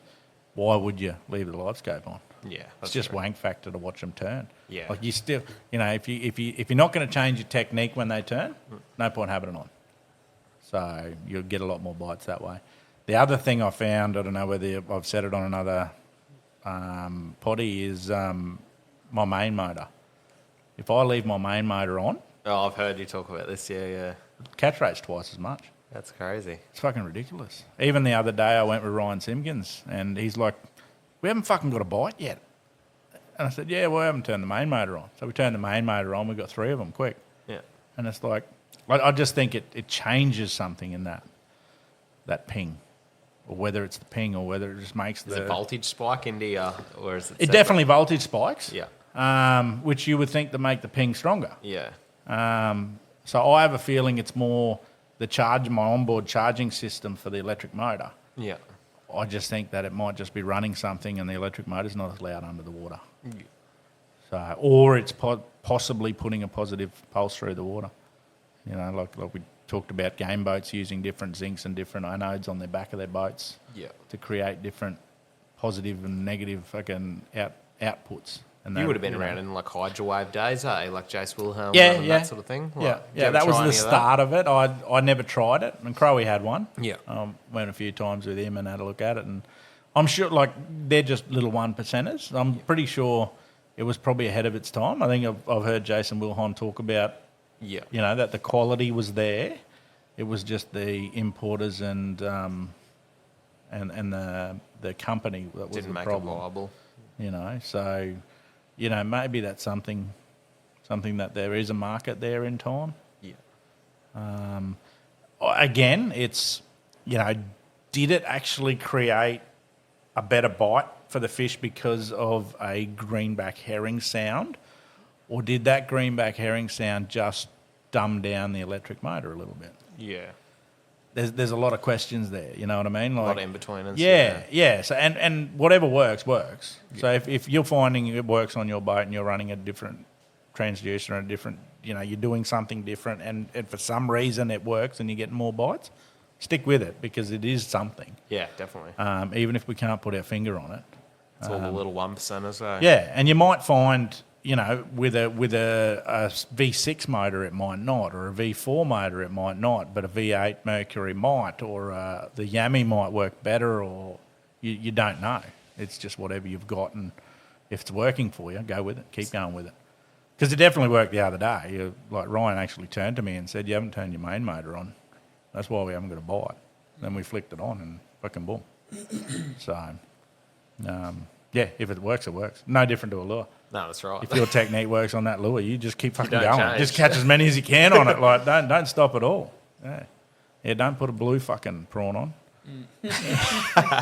The Barra Blue, that's what I'm calling it. Oh, God. Yeah, no, I love it. What else is there? So what are we? How are we going to do this competition? We call them givvies now, apparently. Givvies. Giveaways. We're going to do this giveaway. I don't know. I'll leave that up to you guys. Oh. I reckon the best way to do it, Yeah. we do the like, share, tag your mates, Yep. but also go and like Tackle World Bowen. Yeah, we could do like collaboration posts. do So it, then, yeah. Yep. my followers follow you, your followers follow mine. Yeah. Yep. Oh, it's one of those things. As part of the sponsorship side, we've got to plug that and do that anyway. So Make that's- sure everyone that's gets good. tagged in Yeah. the posts. Yeah. And again, it's it's like with everything we do, whether it's Audacity, whether it's GIMP, whether it's Oceanic Mafia, it's just about working with good people. So you're happy to help anyone in any way. So, but I think this will be pretty cool. People draw away from like growing the pie as a whole. Like I feel like fishing industry, you can grow the pie as a whole, like together. Whereas like I feel like it's so like Mate, it's been proven. Negative? It's been proven. You know what I mean? It's been proven online that if you all work together, promote each other, everything works out better instead of working against each other. yeah. Well, you definitely. tell me, like I'll throw it at you. 5 years ago, would you have been able to go with someone like Dean Sylvester, learn it better, get better yourself without that person thinking this fucker's just taken my technique and No. used me? You know what I mean? Like, Yeah, my own fishing improved tenfold. The first guy I went with was Luke Fallon. I booked a charter with him and like just learnt and implied what I learnt from going with him. And then I went with Dean probably 2 years later. I've been with Dean a few times now, and like fishing with them too has fast-tracked my fishing like something chronic, I reckon. Like just not copying what they do or anything 100%, just No, it's taking all a the little piece of what they 1%ers. do and... Yeah, the key with it is the respect side of it, though. Like you're not going back to Faust and just fishing the same patches that he fished because you it's could never what catch fish produced. doing the You know same what I thing mean? because it changes daily. Like I find Yeah. a school of 100, think I'm a hero, and then go back there a week later or a month later, same tides. Yeah. They're gone. But also the fact that Luke's on that water Yeah, as often as he is. When they get pressured, he's going to find different ways, and he knows what works. yeah, You're only privy to 1 day a year. Definitely. So to think that you can just go back and know what he's doing, you need to go back and look at different areas and nail barra in different ways and learn your own thing. Yeah. But you took so much information out of a day with him. So that's how people need to view and that was the pre industry. live scope. I did that with Luke. Like I fished like I hadn't really fished the dams much. Fished with him, and then I started fishing. Like I was with live scope with him, and then I implied similar things, but obviously just side scan and barras on laydowns and points, and then just sitting there implying that, but no live scope, and then eventually got live scope a few years after that, and where we went. Yeah. But I think I think there's a lot of people that are happy to share that knowledge and that sort of thing. But what comes with it is the detrimental side where people will just go back and follow and annoy you but it's less and less now. Yeah. So 5 years ago, everyone would go back and just be annoying and swim, drive around you, and we see it as being a guide, like, oh, that's Finlay or that's Meaty or whatever. Like, yeah, well, fuck, we'll just go fish next to him. And it's like, guys, I'm fishing the only patch of barra, and it's the smallest little patch of barra. And there's no point fishing 10 metres behind me. No. You're going to catch fuck all. Like They're sitting on this stick. Yeah, but and the guys on the charter, like even now where we do educational days, you're sort of informing them that and LiveScope's epic for that because I can show them what's in front of me with the LiveScope, and show them that it's not this massive school that you need to park next to me.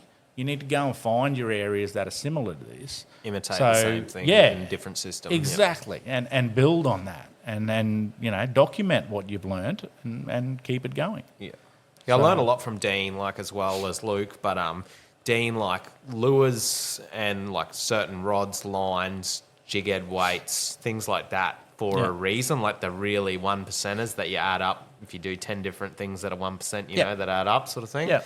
And I learned a lot of him with that. Like with lures and techniques, he's so onto things. Like, it was crazy. We were catching fish doing that strolling technique way before that AVT was ever won. You just know, we was working, so we're keeping it quiet, Yep. And then all of a sudden, strolling's a thing, it's... Well, it's if you're going to be good at what you do, you got to be ahead of the game. Yeah. So that's what I'm always looking for, like the next lure. Like, obviously being young, well, you're not going to everything's find it. been invented sort of thing. But, I'm always thinking of what you can create to be different or, like... Yeah, true. And it is, like the fly thing's the biggest different. Like it's thing that I've seen lately, I guess. Yeah.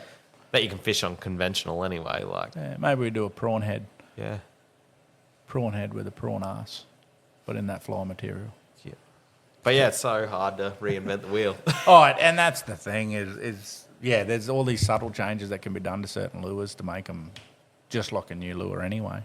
Yeah. But it is epic to see new things come out that just blow people's minds. Yeah, it's exciting. I like to see it when it does it naturally, not forced. Yeah. Like we talked about the panic stations. Well, if Shane didn't do that marketing, and it wasn't Shane who brought that in, it'd be struggling to sell that lure. That's right. Yeah. So yeah, it's one of those things. So you can push it and then train people how to use that lure, and then but the exciting part is finding, like you say, finding that random lure. Yeah. And then that's the new technique. So yeah, definitely. Yeah, it's cool. I'm always buying a bit of stuff from the States or Japan, just, something real different, even different styles of strolling baits, just trying to work something out. But, you get a few winners. But those you get a the lot new of losses. Berkeleys look interesting. That slime shit. Some of those can actually be used strolling as well with the slime stuff. Like looks pretty cool. I saw a couple of videos on that. Yeah, it'd be interesting. Well, the shrimps work. So the gulps work. So we'll just buy some gulp sauce and dip some gimps in there. We'll be right. Yeah. Let's make it look like Why a stick. does that psycho glitter look like it's bleeding? Yeah, psycho glitter doesn't look like a prawn now. It just looks like a stick. Cool. So what? I've got a question for you, actually. Yeah, go for it. How do you use your vibes? Single hop or double hop? Single hop or Whichever's double hop? better. But It's no all about the not fall. vibing. Not just vibing. hopping. It's got nothing to do with the vibe. So I think I said it on the last finger mark. I don't think we released it yet. The finger mark video. Oh, yeah. Finger mark podcast. What are we on? We're on a podcast. Yeah. So it's got absolutely nothing to do with the GIMP vibes. Have got absolutely nothing to do with the lift. Yep. It's all about that fall. Yeah. So it just does this. It looks like a crayfish or a prawn shooting backwards. Almost like a slow pitch jig on the full. 100%. Yep. That's exactly what it does. I've seen a lot of barras caught on micro jigs on the beaches lately. Yep. It works. Yeah. Yeah, it always has. So, but that's why GIMP vibes worked. And like, I've got a new version that's thinner. Yep. That I'm getting moulds made. So they vibe like hell, but still fall good. So we will change it, and that'll end up being called a fall, and the others will be called a vibe. Yeah. But yeah, people buy it thinking, it's going to vibe like a Trans Am, and that's the whole idea of it. And it's like, no, it's the total opposite. Yeah, It's not about the vibe. And even talking to Kobe about Fingermark, when I do night stuff for Fingermark, I don't even bother jigging it anymore. Really? I just fast wind to the surface, and then I free spill it down. Are you just putting trebles on them? Yeah, 2 trebles on the bottom. With the dam barras, I have caught them on vibes a little bit, and all I do is just lift it, like same thing, hop, and just dunk it into the bottom, so it's hitting the bottom, and you can actually see on forward the mud and the dust coming off the bottom, and you'll see the barra come over and nose down and eat it like a red claw. They'd be eating a red claw off the bottom. Yeah, like but nose, tail up, nose down, and eat it off the bottom. I'll give you a couple of half wits, which are the lighter weight versions. in that black and orange head Yeah. because that'll be epic for red claw. Yeah, it'd be interesting. Yeah. And Frankenstein, do you still do that? Yeah, I've still got plenty of those. Yeah.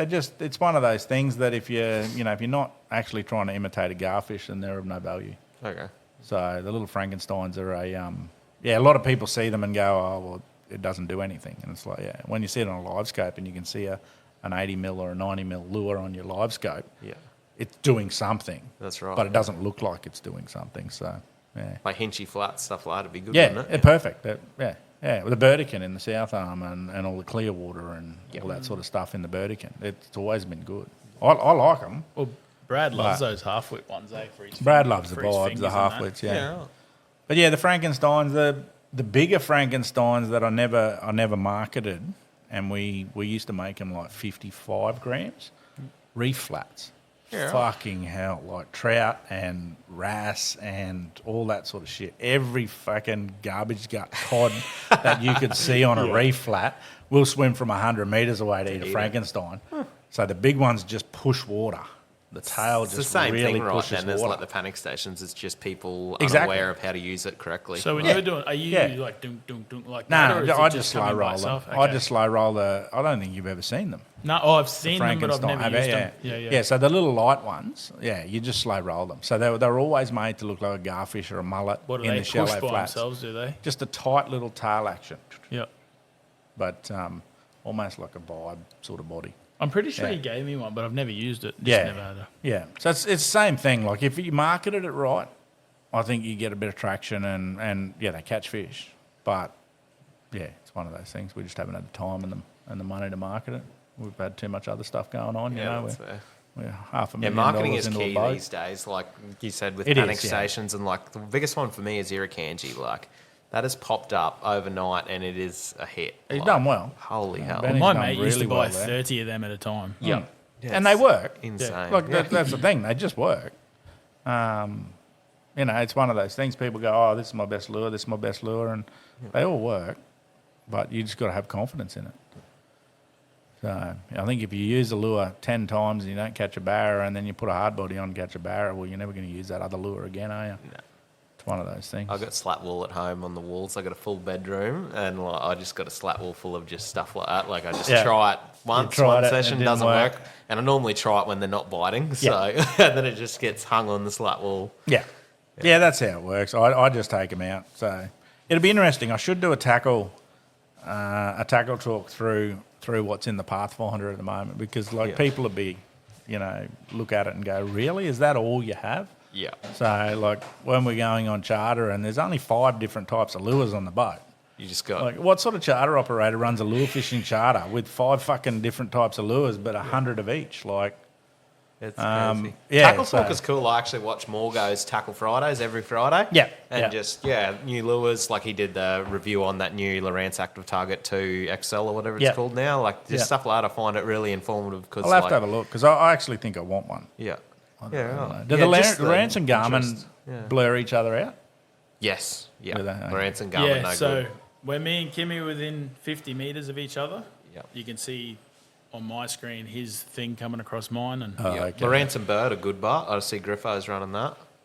Yeah, okay. Yeah. Yeah. So, But the problem is both of them have shit scout mode. yeah. Oh, not Lowrance. Well, it's not that great. It's compared just to like Garmin. watching whatever they call it, the old tape. Old You would have block. them back in the day, I was a bit of a DVD guy myself, but Yeah, just a bit, bit blotchy. fuzzy. But Bit yeah, blotchy. It'll be as long as you interesting what cast the a grain of XLs. rice, Yeah, you'll be exactly. right. A big grain over there. Yeah. I've been looking everywhere at home for this. Oh yeah. Now why don't you get up and go and have a look in other shit? Fucking You know? mine. Yeah. Just because I've stole something off you doesn't mean you can go find it and take it back. I'll tell you what I did see in the fridge, the old sarsaparilla. How good's that shit? Wait, you got any of this bacon jerky? We might have eaten the last of it in the last episode. Oh fuck, you're dodgy, cunt, eh? You dodgy. Hey, you want to advertise this stuff? Yeah, I'm just We saying. get a celebrity on board here, and haven't you're made not any in even. a couple of weeks. Oh, well, you better make some. Oh, righto, boss. You don't pay my I wages, feel mate. bad Calm now. down. I feel bad now. I'll make some this week. Yeah.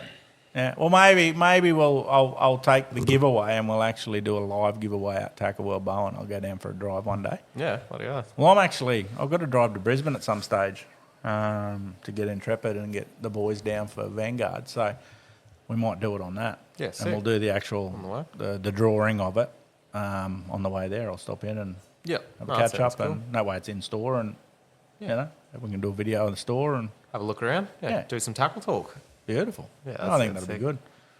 So we'll get that up. I might even we'll put a post up today with it before we launch this, and then and then launch this. What's today? Tuesday. So this will launch next week, Tuesday. Yeah, drop this one next week. Yeah. So I'll put up the giveaway, and then we'll drop this one next week, and then we'll draw it the week after. That works perfectly. Yep. I'm sweet with that. So I can't believe you dissed him, bacon jerky. I was looking forward to it too. I just wanted to make it a subtle. What's the point in having you here? What if you can't bring your bacon jerky and you get an introduction like at the start of this one? Like, what is your position here? What boat do you run, Matty, anyway? I only have a little CJ 450. Yeah. 440. Yeah, that's all you need. I've only run a Stacer Barra Elite 4.5 metre. That's all I ran up until 12 months ago. Yeah. Yeah, and then I bought a Poly, so yeah. I only got You bought a mine. Polly. Yeah. What? Loves Shane Campaign. No, loves him that much that I bought a Polly. I had it. I've had it for 12 months. It's sat at Crowies for 6 months, getting the deck put in it, but I only paid 10 grand for mine. Basically brand new. yeah, right. But my Hornet, man, I had so more Hornet Stacer, same thing. Yeah. I had so much fun in it. Just the only thing letting me down was coast running, Yeah. and then I just obviously cracked it 300 times running the coast and. So you've gone to a Polly. Yeah, I bought actually Luke Katsaris' old. You remember Luke disgust. Katsaris' blue Stacer that he used to run? Yeah. It had a Tatsu 90 on it. Yeah. That was a boat. Yeah, it was probably already cracked 100 times too. Yeah, it was. You know, he doesn't feel bad about the bacon jerky now that you said Polly. No. Yeah. Oh no, I just have. I couldn't afford memories. a Pathfinder. Bullshit. You just needed to talk to your missus more, but you just don't have the balls because she'll manhandle you. If you go for a run, You didn't want to run too much. Actually, I tell you what, I went for a run in Crowies boat the other day, and that's my next boat. Definitely. It's a beast, eh? Oh, it is something else. Yeah. Something else. Frightened the absolute shit out of me for the first hour. But yeah. Yeah, when we sick took rig. it to Rocky, like, I'd never driven it until we went to Rocky. Yeah. So the first time I've driven it, But he just gave it to Crowy's you, not like, there. yeah, So yeah. we're like, Yeah. I'll borrow your boat because I want one too. Like I'd like one, but I want a high side. I think the Pathy for me at the moment is a little bit better, but if Crowy can get a higher sided version, then it is better. Yeah. But yeah, so we drove it to Rocky, and it's like, haven't you got a boat building mate coming up in the future? Yeah. Just make your own. yeah, we will. We'll be Just sorting take the something. 300 off it. I'll take the Pathy and Bob's your uncle. Yeah. Yeah, when he was doing my Polly, he's like, because I was like obviously nagging him, like, because I'm used to fishing 3-4 times a week at times. And I'm nagging him, you done yet? Or, any progress? And That's how you he's have like, to be just with take Crowy. mine if you want. Just take mine. And I'm like, oh, hell no, I'll kill myself in that thing. Like, Yeah, it's funny because the advice he gave me is like, you go 70k an hour everywhere. You don't have to take your freaking hit. Don't have to drop down the throttle when you go around a corner. Yeah. He said, don't slow down on a corner. I'm like, right. And he's like, no, you just speed up in the corner. Like, otherwise it just doesn't turn right. So, first corner, me and big Ryan Simpkins at 150 kilo himself too back then. We take this corner and I've slowed down because I shit myself. Yeah. And the fucking boat digs in and it's like, oh, God, fuck. And then we've gone around a couple more corners and I finally knew a big corner at Casarena and I'm like, it's a big corner. I should be right. I've got the balls. I think I've got the balls. I'm holding the steering wheel so fucking tight. It's not funny. And I've hit this corner at like 80k an hour and it was beautiful. Like it just dug in and went fuck, it was great. So every other corner we hit at 100k an hour. Well, when we were out there with Deacon that day and that thing and you were taking them corners, it digs in pretty well. Yeah. I love it. Oh, mate. Yeah, If I win the lotto, I'll just be like, give me one in every colour. But if you're going to sit there and bag a boat that's like a $200,000 barra boat, then you can't. Like it shouldn't be at that level, at that price, without being that good. So, that just is what it is. So they are well If I had built. 200k spare, I'd be buying one. Yeah, I went and looked at a No, sportsman I could before I think got of the better poly. things. And Oh, like, fuck the sportsman. Far out. They quoted me like it was pretty out there for a 17-footer, and I just And they're shit. ended up pulling the pin. I'm glad I did, but yeah, like They at the time, I ride guess, so yeah. badly. And they're pretty wet, no storage. Yeah. Have you known anyone to have one more than a year?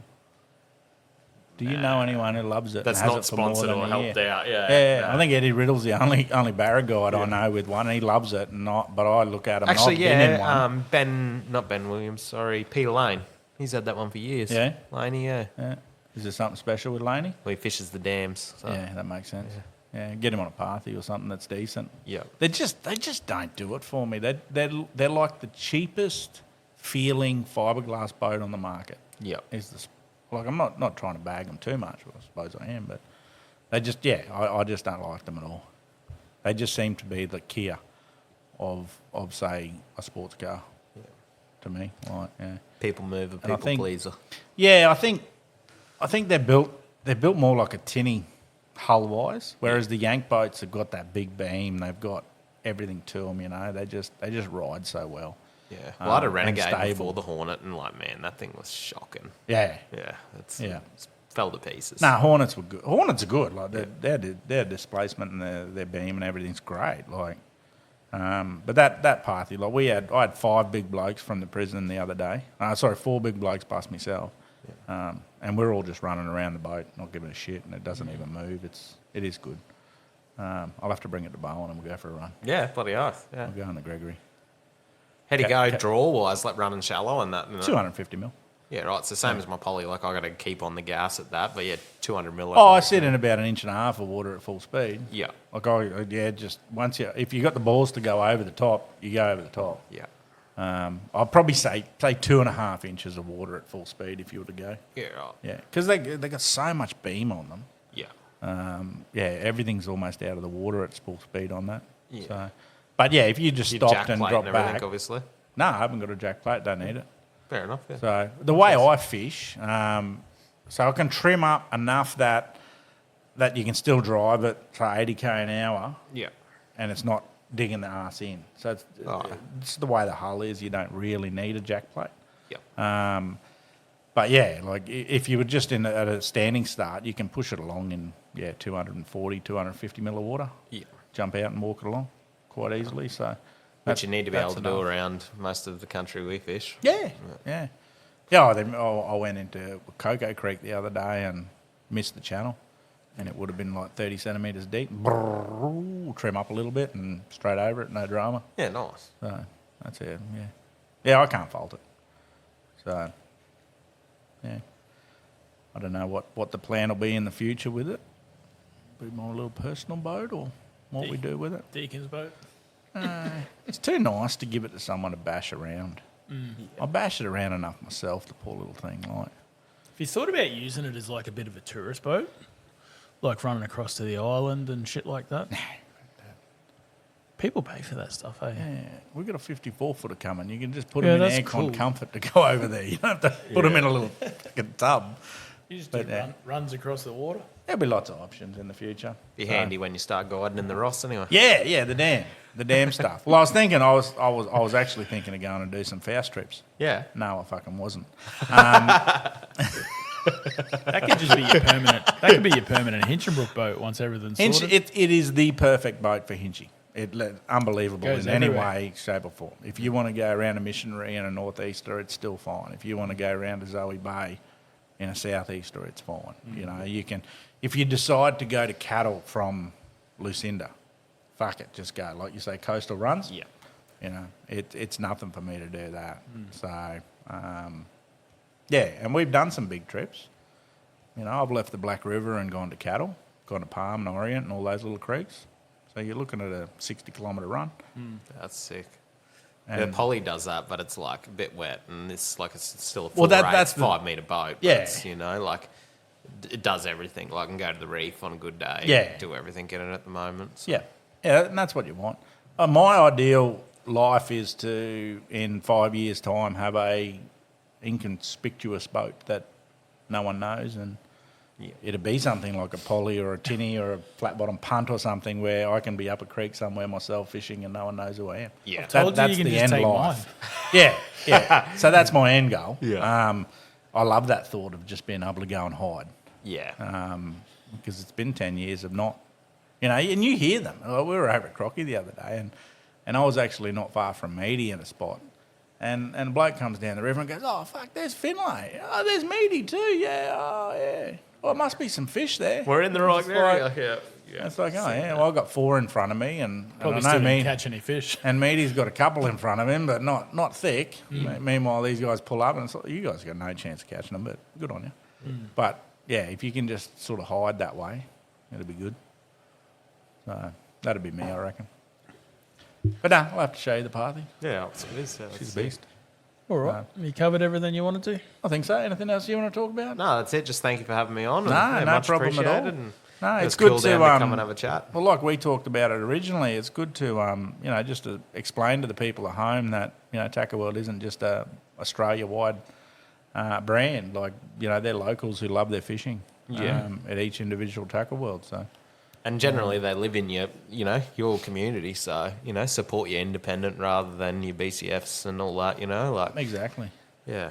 Well, the one thing you get, not just putting down Townsville BCF, but it's basically generally all BCFs. You walk in and someone tries to sell you something that's fucking nowhere near what you even need. Yeah. Because they've got no skills in it. But if you're dealing with someone like yourself who spends 200 days on the water, you're not going to sell me something. No, and we look at, I don't know about every Tackle World, I can't speak for that, but for us, if we see, say, yourself walk in, we know you're a local or whatever, go, yeah, we mightn't be as competitive as BCF and that on price, but the locals, or if you're a regular, you're going to get looked after, or if you're just a good person, you know? Yeah, I'm sure every Tackle World's like that, but yeah. Yeah, no, that's the whole idea of it. It'd be personable and build relationships in business, and it's cool. So get on it if you're ever in Bowen. Cool. Sweet. Go and have a look. It's a cool little guys. shop. Yeah. It's grown a lot since you've been there. Has it? Yeah, it was big enough then. I'm looking around and it's got fucking everything you need. Yeah. So no, it's been a slow growth process, obviously over 3 years, but we're getting there now. Yeah, cool.